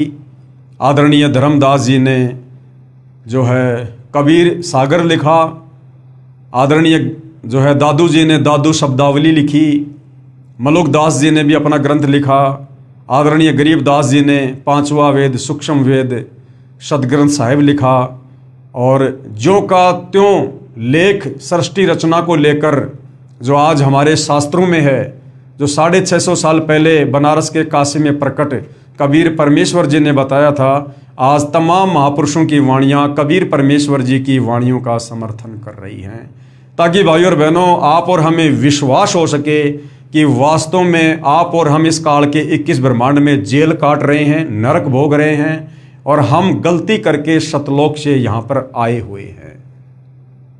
उसके बाद भाइयों और बहनों, काशी में एक पंडित रामानंद जी हुए, जिन्होंने 650 साल पहले कबीर परमेश्वर जी के मुंह बोले गुरुदेव की भूमिका निभाई। जो पंडित रामानंद चारों वेदों के, गीता जी के 18 पुराणों के मर्मज्ञ थे और जो हिंदू धर्म का प्रचार प्रसार किया करते थे, वैष्णव संप्रदाय से जुड़े हुए थे। किस प्रकार से मात्र 5 वर्ष की लीला में उम्र में कबीर परमात्मा ने उस 104 वर्ष के महात्मा पंडित रामानंद जी को ज्ञान में मात दी और पंडित रामानंद जी को स्वीकार करना पड़ा कि वास्तव में मैं जो विष्णु की भक्ति कर रहा हूँ वो तो कबीर परमेश्वर की भक्ति के आगे ऊंट के मुंह में जीरे के बराबर भी नहीं है। तो भाइयों और बहनों, आप और हमें विश्वास हो जाना चाहिए कि वास्तव में हम यहाँ पर नरक भोग रहे हैं। हमें मनुष्य जन्म देकर थोड़ा बहुत सुख काल के द्वारा दे दिया जाता है, जिसमें हम तमाम कष्टों को भूल जाते हैं और ये काल इसी प्रकार से भूल भलैया में आप और हमें यहाँ पर कष्ट दे रहा है। फिर वो दयालु कबीर परमेश्वर, कबीर परमात्मा रह रहकर यहाँ पृथ्वी पर आते हैं, आप और हमारे जैसे इंसान बनकर आप और हमें समझाते हैं। कभी सतगुरु की भूमिका करते हैं, कभी जगत गुरु की करते हैं, कभी तत्वदर्शी संत की करते हैं और हमें ये संपूर्ण सृष्टि रचना बताते हैं, समझाते हैं कि बच्चों, तुम यहाँ के निवासी नहीं हो, तुम सतलोक के निवासी हो, तुम मेरे बच्चे हो और तुम अपनी गलती से यहाँ पर फंसे हुए हो। अब यदि तुम मेरी बात मान लोगे तो मैं तुम्हें वापस सतलोक ले जाऊंगा। वो सर्व सुख, वो सर्व साम्राज्य मैं तुम्हें वापस पुनः प्रदान कर दूंगा। जिन जिन आत्माओं ने कबीर परमेश्वर के वचन पर विश्वास किया, उनकी भक्ति की, अंत में उनका 21 ब्रह्मांड से छुटकारा हुआ। ठीक इसी प्रकार भाइयों और बहनों, आज पुनः वही कबीर परमात्मा, कबीर साहिब, सारी सृष्टि का मालिक, कुल का मालिक, आज 8 सितंबर 1951 से सतगुरु रामपाल जी के नाम से धरती पर पुनः प्रकट हैं। तत्वदर्शी संत की भूमिका करते हुए जो गीता जी अध्याय 4 श्लोक 34 में लिखा है कि अर्जुन, तत्वदर्शी संत के बिना तुझे कोई भी अध्यात्म के विषय में नहीं बता सकता है। तो आज पुनः हमें सृष्टि रचना सुनाकर, बताकर, समझाकर सतलोक के लिए तैयार करने का प्रयास कर रहे हैं। भाइयों और बहनों, आप और हमने भी पूरी शिद्दत के साथ में सतगुरु रामपाल जी के ज्ञान को समझकर और यहाँ से अपना पीछा छुड़वाने की सोचनी चाहिए, हमने विचार करना चाहिए। ऐसा मौका भाइयों और बहनों युगों युगों उपरांत मिलता है। अन्यथा आज हम मनुष्य जन्म में हैं, कल को फिर 184 योनियों में जाएंगे, गधे कुत्ते सूअर बनकर अपना कर्म भोगेंगे, फिर कर्म आधार से नरक में भी जाएंगे और इस काल की चक्की में इसी प्रकार से हम पिसते रहेंगे। तो आज वो मौका है, यदि कोई फायदा उठाना चाहे तो आगे भाइयों और बहनों, इस संपूर्ण सृष्टि रचना पर और इस संपूर्ण सच्ची कहानी पर जो आज सतगुरु रामपाल जी ने बताई और सर्व धर्मों के सर्व धर्मशास्त्र जिसको प्रमाणित कर रहे हैं, आप और हमें और कैसे दृढ़ विश्वास हो, इसके लिए और बहुत सारे जो पवित्र शास्त्र हैं उनमें भी लिखा हुआ है। और सतगुरु रामपाल जी ने ये पवित्र पुस्तक ज्ञान गंगा, इसके पेज नंबर 94 पर आप और हमें और क्या कुछ समझाना चाहा है। पवित्र शास्त्र भी कबीर देव यानी कबीर परमेश्वर के साक्षी हैं कि भाई वास्तव में असल में पूर्ण ब्रह्म परमात्मा कबीर देव, कबीर अग्नि, कबीर परमेश्वर ही हैं। इसी प्रकार कबीर देव यानी कबीर परमेश्वर ने मुसलमानों को बुरा नहीं कहा है, न ही पवित्र कुरान शरीफ को गलत कहा है। केवल उन काजी व मुल्लाओं को लताड़ा है जो सर्व समाज को कुरान शरीफ के वास्तविक ज्ञान के विपरीत मनमानी साधना करवा रहे हैं। जैसे पवित्र वेदों के बोलने वाला ब्रह्म कह रहा है कि पूर्ण परमात्मा कबीर देव के विषय में कोई जन्म लेकर अवतार रूप में आना मानते हैं, कोई कभी जन्म ना लेने वाला निराकार कहते हैं। उसकी जानकारी तो धीराणाम, धीराणाम का मतलब होता है तत्वदर्शी संत, उसकी जानकारी तो धीराणाम यानी तत्वदृष्टा संत ही बताएंगे। चारों वेदों का ज्ञान हो, चाहे पवित्र गीता जी का ज्ञान हो, ये इस काल ब्रह्म ने दिया है। और ये काल ब्रह्म कह रहा है कि भाई परमात्मा के विषय में सही सही व्याख्या कोई तत्वदर्शी संत ही बता सकता है। बाकी अपनी अपनी अटकलबाजी से कोई कहता है कि परमात्मा जन्म लेकर आता है, जैसे राम और कृष्ण आते हैं। कोई कहता है कि परमात्मा तो निराकार है, वो जन्म लेके नहीं आता है। तो वेदों को बोलने वाला ब्रह्म कह रहा है कि भाई अर्जुन, इसकी सही सही जानकारी तो तुझे कोई तत्वदर्शी संत ही दे सकता है। मैं ब्रह्म यानी काल नहीं जानता, यजुर्वेद अध्याय 40 मंत्र 10 इस बात का प्रमाण है। इसी का प्रमाण पवित्र गीता अध्याय 4 श्लोक 34 तथा अध्याय 15 श्लोक 1 से 4 में भी है कि अर्जुन, तू किसी तत्वदर्शी संत की खोज कर ले। कपट छोड़कर सरलता पूर्वक व्यवहार करने से, उसको दंडोत प्रणाम करने से वो तत्वज्ञानी महात्मा तुझे तत्व ज्ञान का उपदेश करेंगे, तुझे भक्ति और भगवान के विषय में यथार्थ जानकारी देंगे। जब तक वह तत्वदर्शी संत नहीं मिलेगा तब तक जीव का कल्याण असंभव है। ये गीता का ज्ञान देने वाला ब्रह्मा विष्णु महेश का पिता, दुर्गा का पति, हिंदू भाई जिसे अपना परमात्मा कहते हैं, वो खुद कह रहा है कि अर्जुन, अध्यात्म के विषय में मुझे भी कंप्लीट ज्ञान नहीं है। अगर तुझे मेरे जाल से बाहर निकलना है, जन्म मरण के कष्ट, लख 84 योनियों के कष्ट से बाहर निकलना है, तो भाई तू किसी तत्वदर्शी संत की खोज कर ले। और भाई और बहनों, बड़े सौभाग्य से वह तत्वदर्शी संत वर्तमान में सतगुरु रामपाल जी हैं। वह संत अब आ गया है। इन तत्वदर्शी संत महात्मा जी को पहचानो। यानी वह तत्वदर्शी संत कौन है? सतगुरु रामपाल जी। अब उनकी पहचान करो, पहचान। और पहचान कैसे होगी? पहचान होगी उनके सत्संग सुनने से, उनके द्वारा लिखित पुस्तकों को पढ़ने से। आगे भाई और बहनों, पवित्र कुरान शरीफ में प्रमाण कि कबीर ही परमात्मा है, कबीर ही अल्लाह है। कुरान शरीफ का ज्ञान देता ये ब्रह्म ही है। जैसे गीता का ज्ञान देने वाला ब्रह्म है, ऐसे ही कुरान का ज्ञान देने वाला भी यही ब्रह्म है, मुसलमान भाई जिसे अपना अल्लाह कहते हैं। इसी प्रकार पवित्र कुरान शरीफ के अध्याय सूरत फुरकानी संख्या 25 आयत 52 से 59 में कहा है कि वास्तव में इबादही कबीरा, इबादही कबीरा यानी पूजा के योग्य कबीरा, पूजा के योग्य कबीर अल्लाह है। ये है कबीर, वही पूर्ण परमात्मा है जिसने 6 दिन में सृष्टि रची तथा 7वें दिन तख्त पर जा विराजा, और उसकी खबर किसी बाखबर से पूछ देखो। कुरान शरीफ का ज्ञान देने वाला मुसलमान भाई जिसे अपना अल्लाह कहते हैं, ये वास्तव में ब्रह्म है, ब्रह्मा विष्णु महेश का पिता है, दुर्गा का पति है, जो हजरत मोहम्मद जी को कुरान शरीफ का ज्ञान दे रहा है। अब भाई और बहनों, चक्कर क्या है? इस काल ब्रह्म ने अपने स्वार्थ के चलते, क्योंकि इसको 1 लाख आत्माओं को रोजाना खाना पड़ता है, ये किसी को भी यथार्थ ज्ञान से परिचित नहीं होने देता, सबको भ्रमित करके रखता है। अब सृष्टि रचना से आपको ये तो समझ में आ गया कि इसने किस ब्रह्मांड में किस प्रकार से अपनी व्यवस्था सेट कर रखी है। अपनी पत्नी दुर्गा के माध्यम से ब्रह्मा विष्णु महेश को एक एक गुण युक्त करके, और ये किस प्रकार से जीवों की उत्पत्ति करवाता है। ब्रह्मा के रजोगुण से जीव संतान उत्पत्ति करते हैं, विष्णु जी के सतोगुण के प्रभाव से जीव आपस में मोह ममता में बंधे रहते हैं, और शंकर जी के तमोगुण के प्रभाव से लड़ाई झगड़ा मार पिटाई जैसे भी है संहार होता रहता है। अब भाई और बहनों, ये धर्म आज से 5000 साल पहले नहीं थे। ना अलग से कोई हिंदू धर्म था, ना कोई मुसलमान धर्म था, ना कोई सिख धर्म था, ना कोई ईसाई धर्म था। सब लोग सनातनी थे। सनातनी उनको कहा जाता था जो वेदों के अनुसार भक्ति किया करते थे। लेकिन भाई और बहनों, जब कबीर परमात्मा सतलोक से चलकर हम आत्माओं की सुध लेने के लिए इस काल के 21 ब्रह्मांड में जब प्रथम बार आए, हम आत्माओं को दुखी देखकर, तो इस काल के 21वें ब्रह्मांड में जो तपतशिला है, जहां ये जीवों को भून भून के खाता है, वहां पर कबीर परमात्मा अपने पुत्र जोगजीत के रूप में आए थे। और इस काल के साथ में कुछ वार्ता हुई थी, कुछ एग्रीमेंट हुए थे, और इस काल ने कुछ वचन लिए थे कि परमात्मा 3 युगों में आप जीव थोड़े लेकर जाना, और चौथा युग जब कलयुग आए तब आप कितने जीव वापस सतलोक ले जाना अपना ज्ञान समझा के।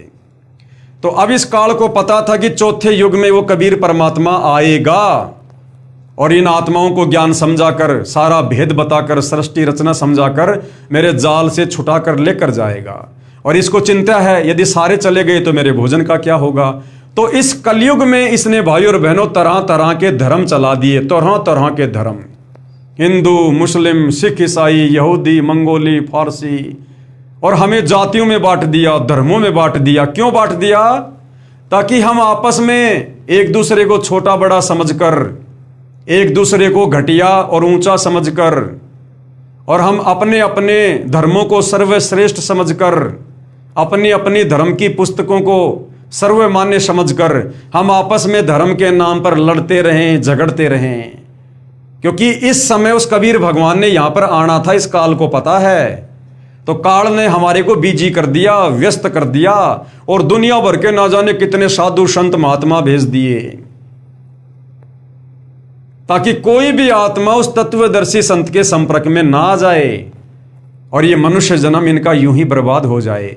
इसलिए भाई और बहनों, इसने ये 5000 साल के अंदर अंदर ये हिंदू धर्म, मुसलमान धर्म, सिख धर्म, ईसाई धर्म, बौद्ध धर्म, ये सारे धर्म खड़े कर दिए इसने। अन्यथा सतयुग में कोई धर्म नहीं था, कोई जातियां नहीं थी। त्रेता युग में कोई हिंदू मुसलमान नहीं थे। द्वापर युग में कोई हिंदू मुसलमान नहीं थे। आप त्रेता युग में श्री रामचंद्र जी के जो 3 भाई थे उनको देख लो। ना रामचंद्र जी के नाम के आगे पीछे कोई सिंह या कोई जाट या कोई यादव या कोई धानक लगता था, ना शत्रुघ्न के नाम के आगे और ना ही भरत और लक्ष्मण के नाम के आगे। आप बाली को देखिए, सुग्रीव को देखिए, जामवंत को देखिए, अंगद को देखिए, हनुमान जी को देखिए, रावण को देखिए, अक्षय कुमार को देखिए। किसी के नाम के आगे कोई खान, कोई यादव, कोई सिंह कुछ नहीं लगता। द्वापर युग में आइए 5000 साल पहले, आप पांडवों को देख लीजिए। 5 पांडव, अर्जुन, नकुल, सहदेव, भीम, युधिष्ठिर, किसी के नाम के आगे कोई सिंह, कोई यादव, कोई जाट, कोई ब्राह्मण कुछ नहीं। 100 कौरव थे, किसी के नाम के आगे कुछ नहीं। दुर्योधन, दुशासन, शकुनी, धृतराष्ट्र वगैरह वगैरह। कोई जाति सूचक शब्द नहीं, कोई धार्मिक शब्द नहीं, कोई सिंह नहीं, कोई यादव नहीं, कोई शर्मा नहीं, कोई ठाकुर नहीं, कोई राजपूत नहीं। क्योंकि द्वापर, त्रेता और सतयुग तक कोई धर्म नहीं था। उस समय तक काल को कोई खतरा नहीं था, क्योंकि परमात्मा ने वचन दिया था कि मैं चौथे युग में अपना ज्ञान समझाकर जीवों को लेकर जाऊंगा। तो ये चौथा युग कलयुग चल रहा है। इस समय काल को चिंता लगी हुई है कि कहीं वो तत्वदर्शी संत आ गया और ये तमाम आत्माएं उसके पीछे लग गई, सबको सृष्टि रचना समझ में आ गई, तो मेरा तो 21 ब्रह्मांड खाली हो जाएगा। फिर मैं रोजाना 1 लाख खाने के लिए जीव कहां से लाऊंगा? इसलिए भाई और बहनों, इसने मुसलमान धर्म बना दिए, हिंदू धर्म बना दिया। मुसलमान धर्म में इसने अलग से 4 किताबें दे दी, तौरेत, जबूर, इंजिल, हदीसें, कुरान शरीफ, कुरान मजीद, ताकि मुसलमान इन्हीं को सर्वश्रेष्ठ मानकर इनमें उलझे रहें। हिंदुओं को 4 वेद दे दिए, गीता दे दी, 18 पुराण दे दिए, 6 शास्त्र दे दिए, कि हिंदू इन्हीं को सर्वश्रेष्ठ मानकर इनमें उलझे रहें। सिखों को गुरु ग्रंथ साहिब दे दिया कि इसमें लगे रहें। ईसाइयों को बाइबल दे दी, तुम इसमें लगे रहो। और जब वो सच्चा संत, सच्चा परमात्मा धरती पर आए तो उसकी बात कोई मत सुनना। इसलिए भाइयों और बहनों, ये जो ब्रह्म है, ये ब्रह्मा विष्णु महेश का बाप है, दुर्गा का पति है। और इसी ने द्वापर युग में महाभारत के समय अर्जुन को गीता जी का ज्ञान दिया, श्री कृष्ण जी के शरीर में प्रवेश करके। ठीक इसी प्रकार आज से 1400 साल पहले हजरत मोहम्मद को इसी ब्रह्म ने, मुसलमान भाई जिसे अपना अल्लाह कहते हैं, वो यही काल है, यही ब्रह्म है, इसी ने हजरत मोहम्मद को यह ज्ञान दिया। और आप जब पढ़ेंगे तो आपको लगेगा सेम सेम है, बिल्कुल सेम सेम। ये काल ब्रह्म, ब्रह्मा विष्णु महेश का पिता, दुर्गा का पति, गीता जी अध्याय 4 श्लोक नंबर 34 में कह रहा कि अर्जुन, मुझे इस भक्ति मार्ग के विषय में कंप्लीट जानकारी नहीं है सृष्टि रचना की। तो किसी तत्वदर्शी संत की खोज कर ले, वो तत्वदर्शी संत तुझे बताएगा कि वास्तव में तत्व ज्ञान क्या है और परमात्मा की प्राप्ति कैसे होगी। ठीक इसी प्रकार ये ब्रह्म, जिसको मुसलमान अल्लाह कहते हैं, इसने हजरत मोहम्मद को कहा कि ए पैगंबर, वो जिंदा पर भरोसा कर जो तुझे मिला था। यानी कबीर परमात्मा जिंदा बाबा रूप में और हजरत मोहम्मद जी को मिले थे, उनको प्रथम नाम दिया था, भक्ति बताई थी। बाद में शैतान के प्रभाव से हजरत मोहम्मद ने वो भक्ति छोड़ दी और इस काल वाली भक्ति को अपना लिया। तो वो ब्रह्म, वो काल कह रहा कि ऐ हजरत मोहम्मद, तुझे जो जिंदा बाबा मिला था कबीर, और उसने तुझे जो भक्ति बताई उस पर यकीन कर। इन काफिरों का कहना मत मानना। काफिर यानी जो एक अल्लाह की पूजा ना करके बाकी औरों को पूजते हैं, देवी देवताओं की पूजा करते हैं। और कहा कि उस कबीर अल्लाह की जानकारी किसी बाखबर से जा पूछो, किसी बाखबर से, उसकी खबर किसी बाखबर से पूछो। अब मुसलमान धर्म में बाखबर कहते हैं तत्वदर्शी संत को, जो शास्त्रों के विषय में जानता है। तो भाई और बहनों, दोनों धर्मों के शास्त्रों का ज्ञान सेम है, क्योंकि ज्ञान देने वाला यही काल है, यही ब्रह्म है। केवल आप और हमें इसने धर्मों में आपस में बांटकर भ्रमित कर रखा है। और इसी भ्रमणा को तोड़ने के लिए अब शतलोक से चलकर वही कबीर परमेश्वर, उसे चाहे जिंदा बाबा को हो, चाहे बाखबर को हो, चाहे धीरानाम संत को हो, चाहे तत्वदर्शी संत को हो, सतगुरु को हो, जगत गुरु को हो, वही कबीर परमात्मा सतगुरु रामपाल जी के नाम से धरती पर प्रकट हैं। अगर फायदा उठा सको तो उपदेश लेकर उठा लो। पवित्र कुरान शरीफ को बोलने वाला अल्लाह यानी ये काल स्वयं किसी और कबीर नामक प्रभु की तरफ संकेत कर रहा है तथा कह रहा है कि पूर्ण परमात्मा कबीर के विषय में मैं भी नहीं जानता। जैसे गीता जी में अर्जुन को कह रहा है कि परमात्मा के विषय में मैं भी नहीं जानता, किसी तत्वदर्शी संत से पूछ ले। इसी प्रकार कुरान का ज्ञान देते समय हजरत मोहम्मद को यही ब्रह्म कह रहा है कि उस कबीर के बारे में मैं नहीं जानता, तू किसी बाखबर से जा पूछ। उसके विषय में किसी तत्वदर्शी संत, मुसलमान धर्म में बाखबर कहते हैं, उससे पूछो। कबीर देव ने यानी कबीर परमेश्वर जी ने यही कहा था कि मैं स्वयं पूर्ण परमात्मा अल्लाह कबीर अकबीरू हूं। अपने समस्त ज्ञान का संदेशवाहक रूप में मैं स्वयं ही आया हूं कि सतलोक से चलकर और अपने यथार्थ ज्ञान को देने के लिए मैं स्वयं ही आया हूं और मुझे पहचानो। परंतु ऐसे ही आचार्यों ने पहले भी परमेश्वर के वास्तविक ज्ञान को जनता तक नहीं जाने दिया। 650 साल पहले कबीर परमात्मा बनारस के काशी में लहरतारा तालाब पर शतलोक से चलकर एक कमल के विकसित फूल पर शिशु रूप में प्रकट हुए, जैसा कि वेदों में उनकी महिमा लिखी हुई है।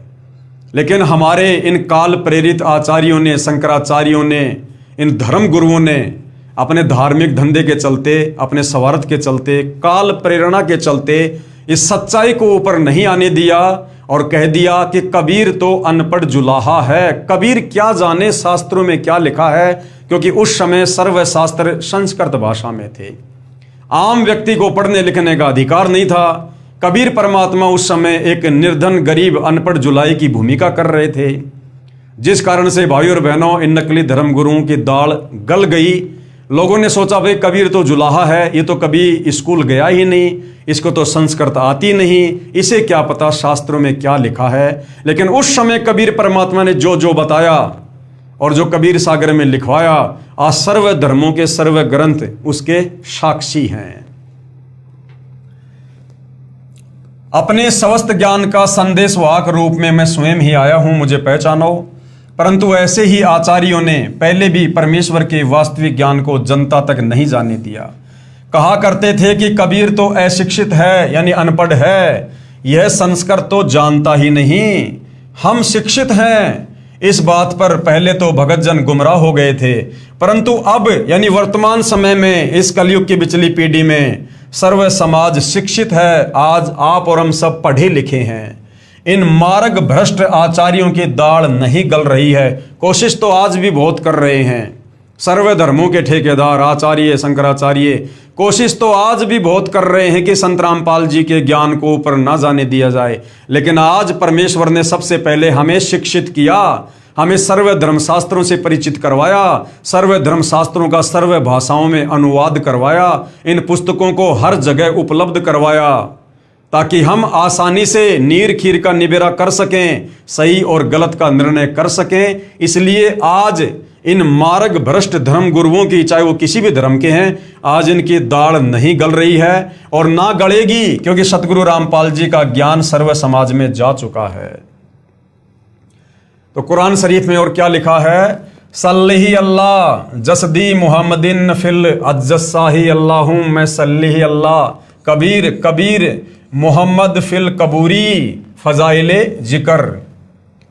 हजूर अक़दस सल्लल्लाहु अलैहि वसल्लम का इरशाद है कि कोई बंदा ऐसा नहीं कि ला इलाहा इल्लल्लाह कहे और उसके लिए आसमानों के दरवाजे न खुल जाएं।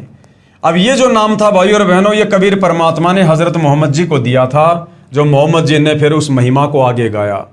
तो ये मुसलमान धर्म के कुछ जाने माने लोग हैं, ये कहते हैं कि ऐसा कोई बंदा नहीं जो ला इलाहा इल्लल्लाह कहे और उसके लिए आसमानों के दरवाजे न खुल जाएं। यहाँ तक कि यह कलमा सीधा अरस तक पहुँचाता है, यानी परमात्मा के दरबार तक पहुँचाता है, बशर्ते कि कबीरा गुनाहों से बचाता रहे। यानी इनके कहने का मतलब है कि कबीर परमात्मा जी के नाम को जप कर ऐसा हो ही नहीं सकता कि किसी के गुनाह ना मिटें और उसकी मुक्ति ना हो। लेकिन भाई और बहनों, अब आप चाहे रात दिन ला इलाहा इल्लल्लाह कहो, आपके कर्म नहीं कटने वाले। ठीक है, कबीर परमेश्वर जी का नाम है, इस नाम को यदि कोई स्वाभाविक भी जाप करता है, उसके भी कुछ पाप कर्म अवश्य करते हैं, लेकिन पूर्ण मुक्ति नहीं हो सकती। पूर्ण मुक्ति के लिए तो वर्तमान में सतगुरु रामपाल जी से, उसी कबीर अल्लाह से आपने दीक्षा लेकर भक्ति ही करनी पड़ेगी। कितनी बड़ी फजीलत है और कबूलियत की इंतहा है कि यह कलमा है जो अरबी भाषा में लिखा हुआ है, बराहे रास्त अरसे मुअल्ला तक पहुंचाता है। और ये अभी मालूम हो चुका है कि अगर कबीरा गुनाहों के साथ भी कहा जाए तो नफा से उस वक्त भी खाली नहीं। इसमें क्या कहा जा रहा है, यदि कोई गुनाह करते करते, कोई पाप करते करते भी यदि इस कबीर नाम को बोला जाए, इस कबीरा नाम को बोला जाए, तो भी ये कबीरा नाम अपना फायदा देता है, देगा भाई और बहनों। लेकिन जो गुनाह करोगे उसकी सजा भी बराबर मिलेगी। मुल्ला अली कारी रहमान फरमाते हैं कि कबाइर से बचने की शर्त कबूल की जल्दी और आसमान के सब दरवाजे खुलने के एताबर से हैं, वरना शवाब और कबूल से कबाइर यानी कबीर के साथ भी खाली नहीं। बाज उलेमा ने इस हदीस का यह मतलब बयान फरमाया है कि ऐसे शख्स के वास्ते मरने के बाद उसकी रूह के यानी उसकी आत्मा के एजाज में आसमान के सब दरवाजे खुल जाएंगे। लेकिन भैया अब नहीं खुलेंगे। अब आपने विधि विधान से, और ये कोई मंत्र नहीं है, वास्तव में सतलोक जाने का, पूर्ण मुक्ति प्राप्त करने का मंत्र क्या है वो सतगुरु रामपाल जी के पास है। उनसे उपदेश लेना पड़ेगा, उनको अपना सतगुरु धारण करना पड़ेगा और उनके बताए प्रत्येक नियमों को फॉलो करना पड़ेगा। ये मांस खाना, शराब पीना, चोरी जारी करना, नशा करना, आन उपासना करना, ये तमाम हमने छोड़नी पड़ेंगी। एक हदीस में आया है, 2 कलमे ऐसे हैं कि उनमें से, एक कलमे का मतलब होता है मंत्र, एक हदीस में आया है कि 2 मंत्र ऐसे हैं कि उनमें से एक के लिए अरस के नीचे कोई मुंतहा नहीं, दूसरा आसमान और ज़मीन को यानी अपने नूर या अपने अर्ज से भर दे। एक है ला इलाहा इल्लल्लाह और दूसरा है अल्लाहु अकबर यानी अल्लाहु कबीर। पवित्र वेदों में प्रमाण ये कबीर ही परमात्मा है, कबीर ही अल्लाह है। पवित्र वेदों में कहाँ कहाँ प्रमाण है, ये आगे आपने ऊपर ये पवित्र कुरान शरीफ में तो देख ही लिया कि ला इलाहा इल्लल्लाह, दूसरा है अल्लाहु अकबर यानी अल्लाहु कबीर, यानी यही कबीर परमात्मा है। और ये कलमा, ये मंत्र हज़रत मोहम्मद जी को कबीर परमात्मा ने जिंदा बाबा के रूप में 1450 साल पहले दिया था। लेकिन अब भाइयों और बहनों, आपने ओरिजिनल जो कलमा है, जो मंत्र है, वो लेने पड़ेंगे, तब बात बनेगी। अब वेदों में कहाँ प्रमाण है? कबीर देव अपने ज्ञान का दूत बनकर स्वयं ही आता है, यानी कबीर परमात्मा सतलोक से इस काल के लोक में अपने द्वारा रची सृष्टि का ज्ञान समझाने के लिए, तत्व ज्ञान देने के लिए, अपने ज्ञान का दूत बनकर यानी अपने ज्ञान का प्रचार करने के लिए खुद ही चल कर आता है, किसी को सतलोक से भेजता नहीं है। जैसे आज सतगुरु रामपाल जी के नाम से स्वयं ही आए हुए हैं। कबीर देव यानी कबीर परमेश्वर अपने ज्ञान का दूत बनकर, यानी दूत यानी संदेशवाहक बनकर स्वयं ही आता है तथा अपना समस्त ज्ञान यानी वास्तविक तत्व ज्ञान स्वयं ही कराता है। स्वयं कबीर देव कबीर परमेश्वर जी ने अपनी अमृतवाणी में कहा है, अविगत से चल आया कोई मेरा भेद मर्म नहीं पाया। अविगत यानी मैं सतलोक से चलकर आया हूं और यहां पर किसी को भी मेरे विषय में जानकारी नहीं है कि कोई कबीर परमात्मा है, कोई सतलोक है। अविगत से चल आया कोई मेरा भेद मर्म नहीं पाया। ना मेरा जन्म ना गर्भ बसेरा बालक हो दिखलाया। काशी नगर जल कमल पे डेरा वहां जुलाहे न पाया। यानी कबीर परमात्मा सतलोक से चलकर 650 साल पहले बनारस के काशी में कमल के फूल पर प्रकट हुए और कबीर परमात्मा कह रहे हैं कि भाई ना मेरा जन्म है, मैं किसी मां से जन्म नहीं लेता, ना किसी मां के मैं गर्भ से आया और बालक हो दिखलाया, मैंने शिशु रूप धारण किया और काशी नगर में जल कमल पर डेरा और वहां जुलाहे न पाया। नीरू और नीमा जो जुलाहे का कार्य किया करते थे, जाति से वो ब्राह्मण थे, लेकिन मुसलमानों ने जबरदस्ती उनको ब्राह्मण से मुसलमान बनाया क्योंकि उस समय मुसलमानों का दबदबा था, दिल्ली का बादशाह सिकंदर लोदी था, जिस कारण से नीरू और नीमा जुलाहे का कार्य करने लग गए। तो नीरू और नीमा ने कबीर परमेश्वर की जो है पालन पोषण की भूमिका की उस समय। मात पिता मेरे कछु नाही, ना मेरे घर दासी, और जुल्हा का सुत आण कहाया, जगत करे मेरी हासी। कबीर परमात्मा कहते हैं मेरे कोई माता पिता नहीं है, मेरे तो मुंह बोले माता पिता थे नीरू नीमा, और ना मेरे घर दासी, और मैंने कोई शादी वादी नहीं की, लोग झूठी अफवाह उड़ाते हैं। और जुल्हा का सुत आण कहाया, यानी नीरू नीमा जो जुलाहे का काम करते थे, मैं उनका बेटा कहलाया। और ये बात सुनकर संसार मेरी हंसी करता है कि कोई बालक कैसे कमल के फूल पर प्रकट हो सकता है। 5 तत्व का धड़ नहीं मेरा, जानो ज्ञान अपारा, सत्य स्वरूपी नाम साहिब का, सोए नाम हमारा। क्या कहा परमात्मा ने कि 5 तत्व का धड़ नहीं मेरा, धड़ यानी शरीर, कि तुम लोगों की तरह ये 5 तत्व का हाड़ मांस का शरीर नहीं है मेरा। और जानू ज्ञान अपारा, मैं जगत गुरु हूं, सर्वज्ञ हूं, और सत्य स्वरूपी नाम साहिब का, और जो सत्य पुरुष का नाम है, सारी सृष्टि को रचने वाला जो परमात्मा है, वही मेरा नाम है कबीर। अधर दीप गगन गुफा में तानिज वस्तु सारा, ज्योत स्वरूपी अलख निरंजन भी धरता ध्यान हमारा। कि मैं सतलोक में रहता हूं सबसे ऊपर टॉप मोस्ट पैलेस पर, और तुम्हारा जो ये ज्योति निरंजन है ना, ये ज्योति निरंजन ब्रह्म, ये काल, ये भी मेरा ही ध्यान धरता है, इसका इष्ट देव भी मैं ही हूं। हाड़ चाम लहू ना मेरे, कोई जाने सत नाम उपासी, तारण तरण अभय पद दाता, मैं हूं कबीर अविनाशी। उपरोक्त शब्द में कबीर परमेश्वर जी कह रहे हैं कि न तो मेरी कोई पत्नी है, न ही मेरा 5 तत्व यानी हाड़ चाम लहू अर्थात नाड़ियों के जोड़ जुगाड़ वाली काया है, मेरा ऐसा शरीर नहीं है।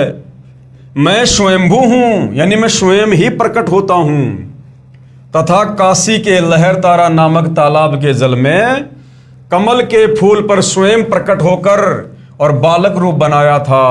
वहां से मुझे नीरू नामक जुलाहा उठाकर ले गया था, जो वास्तविक नाम परमेश्वर का अर्थात मेरा है। वेदों में कबीर देव, गुरु ग्रंथ साहिब में हक्का कबीर तथा कुरान शरीफ में अल्लाहु कबीरन, वही नाम मेरा है। मैं ऊपर रित धाम यानी सतलोक में रहता हूं, तथा आपका भगवान ज्योति निरंजन ये काल ब्रह्म भी मेरी पूजा करता है। इसी का प्रमाण सत्यार्थ प्रकाश 7वें समोल्लास पेज नंबर 152 153 दीनानगर पंजाब से ये प्रकाशित है, उसमें भी है। श्री दयानंद जी ने यजुर्वेद अध्याय 13 मंत्र 4 तथा ऋग्वेद मंडल 10 सूक्त 49 मंत्र 1 का अनुवाद किया है, जिसमें वेदों को बोलने वाला ब्रह्म यानी काल कह रहा है, ऋग्वेद मंडल 10 सूक्त 49 मंत्र 1 तथा यजुर्वेद अध्याय 13 मंत्र 4 में, हे मनुष्यों, जो सृष्टि के पूर्व है, कौन सी सृष्टि के पूर्व है? इस काल की 21 ब्रह्मांड वाली सृष्टि से पहले। हे मनुष्यों, जो सृष्टि से पहले सर्व की उत्पत्ति करता तथा सर्व का स्वामी था, आगे भी रहेगा, वही सर्व सृष्टि को बनाकर धारण कर रहा है, उस सुख स्वरूप परमात्मा की भक्ति जैसे हम यानी ब्रह्म तथा अन्य देव भी उसी की साधना करते हैं, वैसे ही तुम लोग भी करो। यानी उसी कबीर परमेश्वर की भक्ति करनी चाहिए, जिसकी भक्ति स्वयं ये ब्रह्म गीता का ज्ञान देने वाला भी करता है, और 33 करोड़ देवता भी इसी परमात्मा को आधार मानकर भक्ति करते हैं, भले उन्हें परमेश्वर का नहीं पता है। मंगलाचरण में लास्ट में परमात्मा कहते हैं 33 कोटि आधारा, यानी 33 करोड़ देवी देवताओं की भक्ति का आधार भी कबीर परमात्मा ही है। 33 कोटि आधारा ध्यावे 88, उतरे भवजल पारा, कट है यम की फांसी। इसका प्रमाण है पवित्र यजुर्वेद अध्याय 29 मंत्र 25। ये श्लोक आप जियों के सामने है, संस्कृत में है, आप जी पढ़ सकते हैं। और परमात्मा ने साथ में प्रत्येक शब्द का हिंदी में अनुवाद करके भी बताया है। हम सीधा सीधा इसके भावार्थ पर चलेंगे कि ये श्लोक हमें भगवान और भक्ति के विषय में क्या समझाना चाहता है। जिस समय भगत समाज को शास्त्र विधि त्याग कर मनमाना आचरण कराया जा रहा होता है, यानी काल प्रेरणा से जिस समय भगत समाज को नकली संतों के द्वारा शास्त्रों के विरुद्ध मनमानी भक्ति करवाई जा रही होती है, उस समय कबीर देव यानी कबीर परमेश्वर तत्व ज्ञान को प्रकट करता है। जैसे वर्तमान में इस कलयुग में विशेषकर शास्त्रों के विरुद्ध ही पूरे संसार में भक्ति हो रही है। सतयुग त्रेता द्वापर तक तो वेदों के अनुसार भक्ति होती थी, इतना मनमाना आचरण नहीं था, लेकिन इस कलयुग में मनमाना आचरण ही चल रहा है। तो अपने विधान अनुसार कि जिस समय भगत समाज को शास्त्रों के विरुद्ध भक्ति करवाई जा रही होती है, उस समय कबीर परमात्मा सतलोक से चलकर पृथ्वी पर प्रकट होकर अपने तत्व ज्ञान को प्रकट करता है। जैसे आज सतगुरु रामपाल जी सन 1994 से अपने यथार्थ 13वें कबीर पंथ की शुरुआत करके उसी तत्व ज्ञान का प्रचार प्रसार कर रहे हैं।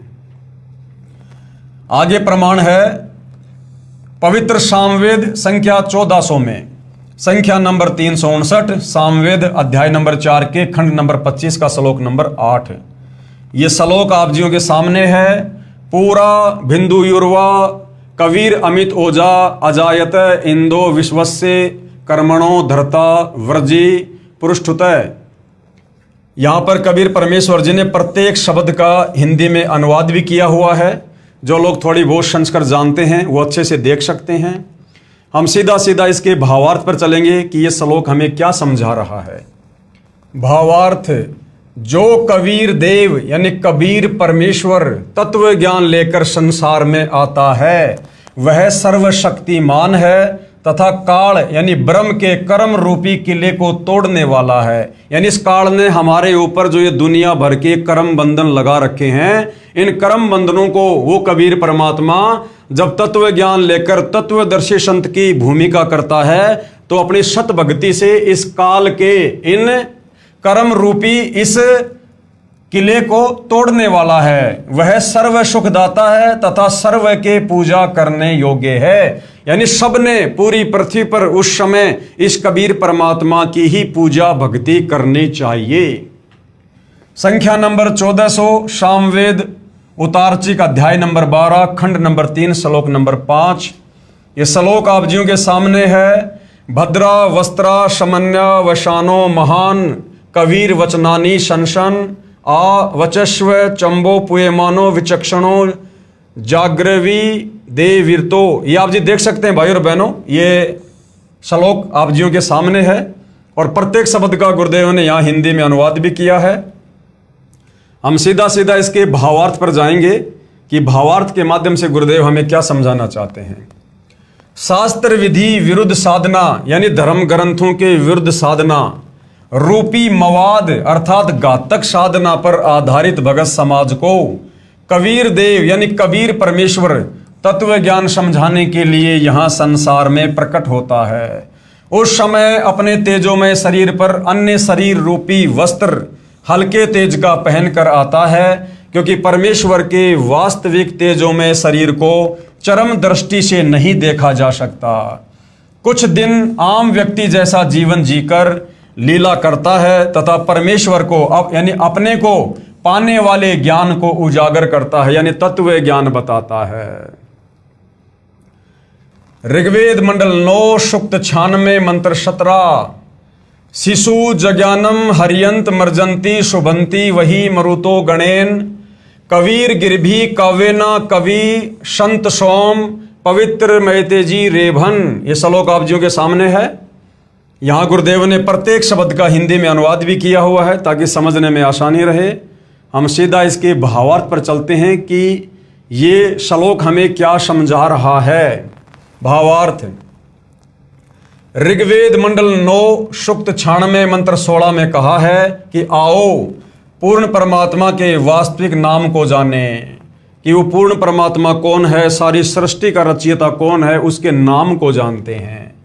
इस मंत्र 17 में उस परमात्मा का नाम व परिपूर्ण परिचय दिया है कि परमेश्वर का क्या नाम है, जिस परमात्मा को निराकार कहकर हमारे नादान धर्म गुरुओं ने ठंडे बस्ते में डाल रखा था, हमें भक्ति और भगवान से दूर कर रखा था, जबकि हमारे पवित्र वेद उस परमेश्वर का नाम तक बता रहे हैं।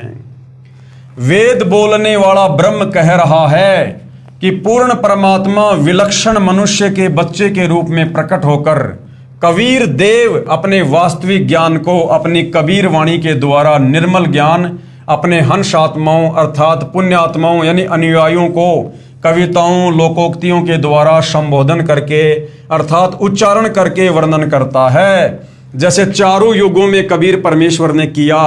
सतयुग में सत सुकृत ऋषि के नाम से, त्रेता में मुनिंदर ऋषि के नाम से, द्वापर में करुणामय ऋषि के नाम से और कलयुग में कबीर नाम से, और एक विलक्षण बच्चे के रूप में प्रकट हुए, यानी सतलोक से चलकर कमल के फूल पर प्रकट हुए और फिर अपनी हंस आत्माओं को, अपने भक्तों को उस तत्व ज्ञान को कविताओं के माध्यम से बोल बोल कर उच्चारण करके लोकोक्तियों के द्वारा संबोधन करके अर्थात उच्चारण करके वर्णन किया।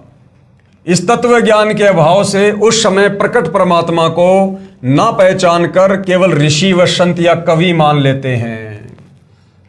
जैसे इस तत्व ज्ञान के अभाव में लोगों ने कबीर जी को केवल एक कवि मान लिया, और हम क्या सुनते आए थे कि कबीर जी तो कवि थे, कवि, क्योंकि उनकी कविताओं को हमारे पाठ्यक्रम में शामिल किया गया था कि बड़ा भया तो क्या भया जैसे पेड़ खजूर, पंछी को छाया नहीं फल लागे अति दूर।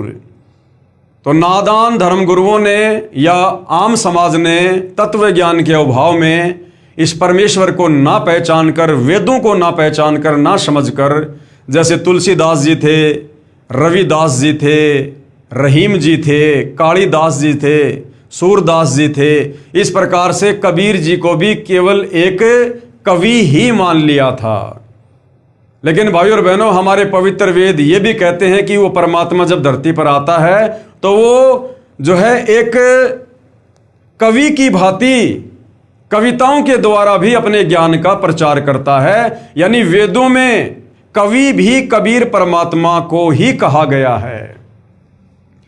वह परमात्मा स्वयं भी कहता है कि मैं पूर्ण ब्रह्म हूं, परंतु लोक वेद के आधार से परमात्मा को निराकार मानने हुए प्रजाजन नहीं पहचानते, क्योंकि हमारे धर्मगुरु सदियों से हमारे को यही पट्टी पढ़ाते हैं कि परमात्मा तो निराकार है, परमात्मा कभी मनुष्य आकार में नहीं आता है, वो कभी दिखाई नहीं देता है।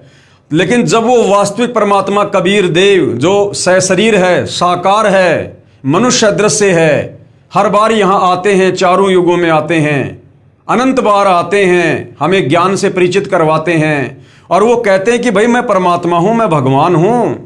लेकिन हम उस परमेश्वर की बात पर यकीन क्यों नहीं कर पाते? क्योंकि सदियों से उससे पहले हमारे नादान धर्मगुरु हमें ये पट्टी पढ़ा चुके होते हैं कि परमात्मा निराकार है, परमात्मा निराकार है, तो हम परमात्मा की बात भी नहीं मान पाते। जैसे गरीबदास जी महाराज ने काशी में प्रकट परमात्मा को पहचान कर उनकी महिमा कही तथा उस परमेश्वर द्वारा अपनी महिमा बताई गई थी, उसका यथावत वर्णन अपनी वाणी में किया है।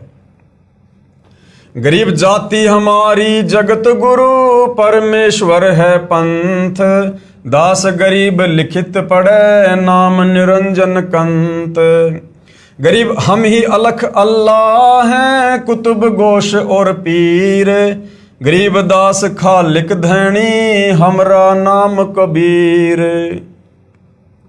गरीब ए स्वामी सृष्टा में, सृष्टि हमारे तीर, दास गरीब अधर बसों, अविगत सत्य कबीर। परमात्मा जी जब भी आए कहा करते थे कि मैं परमात्मा हूं भाई, लेकिन हम नादान धर्म गुरुओं के द्वारा फैलाए गए अज्ञान के अंधेरे में परमेश्वर की बातों पर यकीन नहीं कर पाए और मोक्ष से वंचित रहे।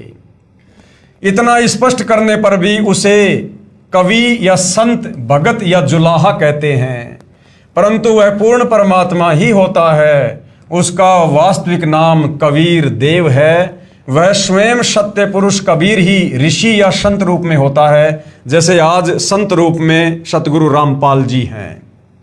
परंतु तत्व ज्ञानहीन ऋषियों व संतों गुरुओं के अज्ञान सिद्धांत के आधार पर आधारित प्रजा उस समय अतिथि रूप में प्रकट परमात्मा को नहीं पहचानते, क्योंकि उन अज्ञानी ऋषियों, संतों व गुरुओं में परमात्मा को निराकार बताया होता है। ऋग्वेद मंडल 9 सूक्त 96 मंत्र 18 क्या कह रहा है, ये श्लोक आप जियों के सामने है। परमेश्वर ने प्रत्येक शब्द का हिंदी में अनुवाद भी किया है, आप जी पढ़ सकते हैं। हम सीधा इसके भावार्थ पर चलते हैं। भावार्थ, मंत्र 17 में कहा है कि कबीर देव यानी कबीर भगवान शिशु रूप धारण कर लेता है, यानी छोटे बच्चे का रूप धारण कर लेता है, लीला करता हुआ बड़ा होता है। कविताओं द्वारा तत्व ज्ञान वर्णन करने के कारण कवि की पदवी प्राप्त करता है, अर्थात उसे ऋषि, संत व कवि कहने लग जाते हैं। वास्तव में वह पूर्ण परमात्मा कबीर ही है। उसके द्वारा रची अमृतवाणी कबीर वाणी कही जाती है, जो भक्तों के लिए स्वर्ग तुल्य सुखदायी होती है। वही परमात्मा तीसरे मुक्ति धाम अर्थात सतलोक की स्थापना करके एक गुंबद अर्थात गुम्मज में सिंहासन पर तेजोमय मानव सदृश से शरीर में आकार में विराजमान है।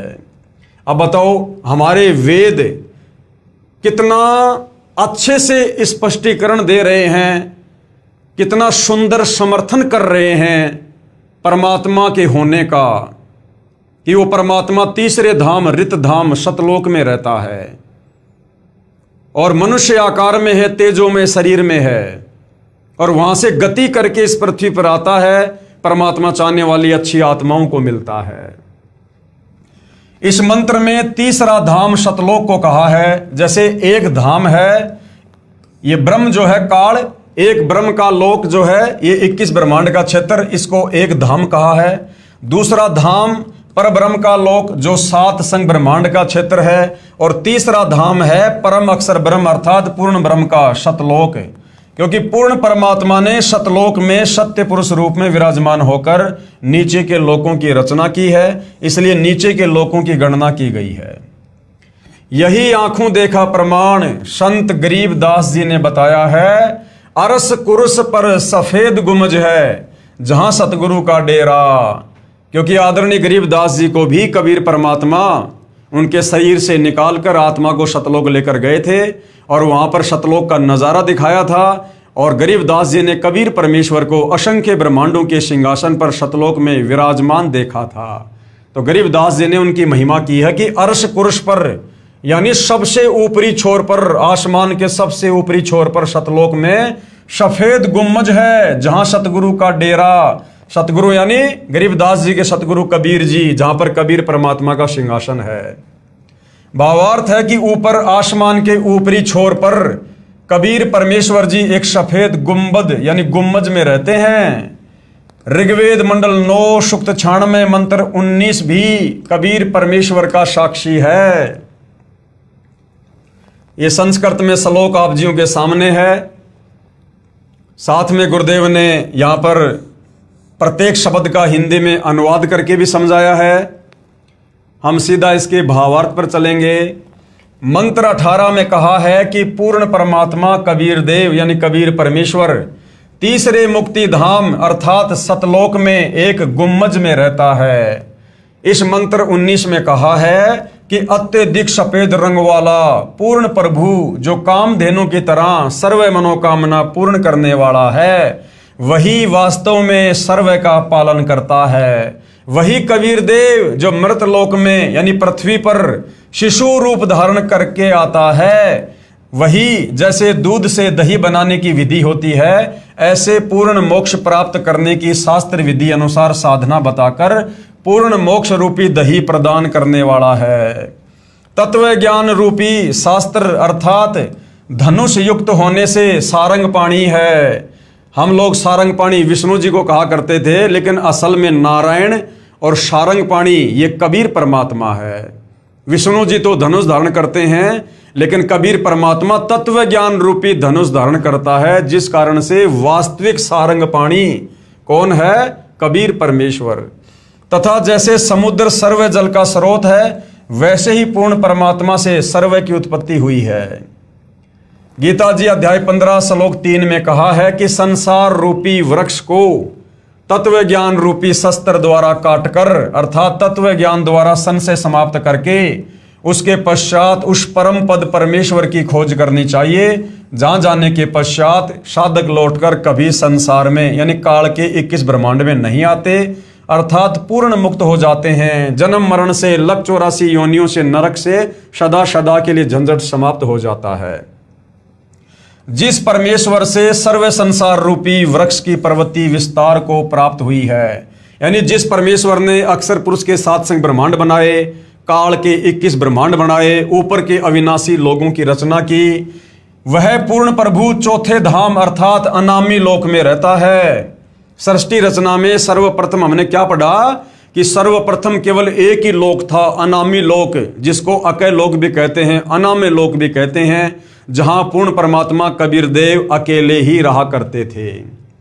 वह पूर्ण प्रभु चौथे धाम यानी सबसे नीचा सतलोक, दूसरे नंबर का अलख लोक, तीसरे नंबर का अगम लोक और चौथे नंबर का अनामी लोक, वह पूर्ण प्रभु चौथे धाम अर्थात अनामी लोक में रहता है। जैसे प्रथम सतलोक, दूसरा अलख लोक, तीसरा अगम लोक और चौथा अनामी लोक है। इसलिए इस मंत्र 19 में स्पष्ट किया है कि कबीर देव यानी कबीर परमेश्वर ही अनामी पुरुष रूप में चौथे धाम अर्थात अनामी लोक में भी अन्य तेजों में रूप धारण करके रहता है। उसके बाद ऋग्वेद मंडल 9 सूक्त 96 मंत्र 20 भी इस बात की गवाही दे रहा है कि वो कबीर ही परमात्मा है जिसने सर्व लोकों की रचना की। ये श्लोक आप जियों के सामने है। प्रत्येक शब्द का गुरुदेव ने हिंदी में अनुवाद किया है। हम सीधा सीधा इसके भावार्थ पर चलते हैं।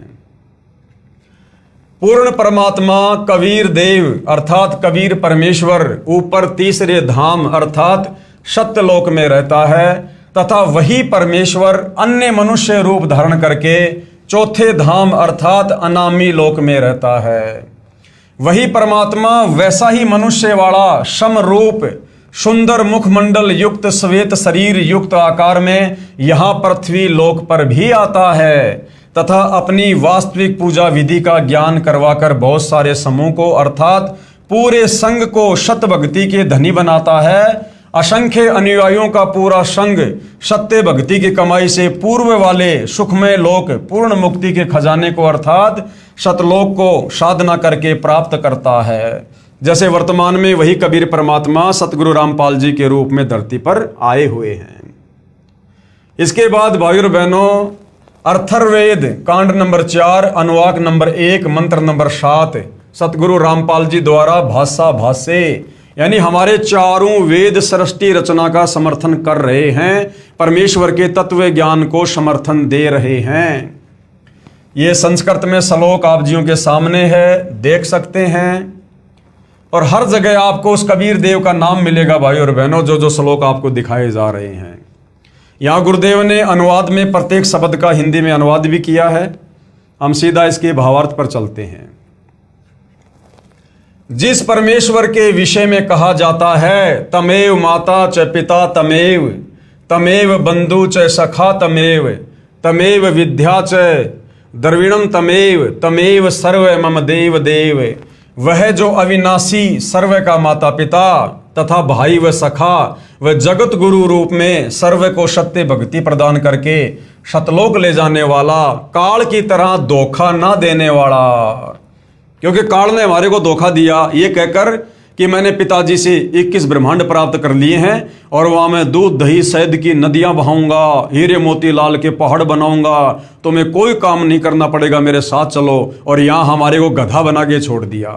तो कहते हैं वो कबीर परमात्मा काल की तरह धोखा देने वाला नहीं है। यानी आज जो कबीर परमात्मा सतगुरु रामपाल जी हमें सत्य सत्य बता रहे हैं सतलोक के विषय में, वहां के सुख के विषय में, हमें वैसा ही मिलेगा वहां पर। काल की तरह धोखा ना देने वाला, सर्व ब्रह्मांडों की रचना करने वाला कबीर देव, कबीर परमेश्वर है। इतना खुलकर हमारे वेद समर्थन कर रहे हैं, फिर भी तत्व ज्ञान के अभाव में हमारे नादान धर्म गुरु नहीं समझ पाए। कबीर साहिब जी चारों युगों में आते हैं। भाइयों और बहनों, ये हमारा नेक्स्ट टॉपिक होगा कि कबीर साहिब जी चारों युगों में आते हैं। कौन कबीर साहिब?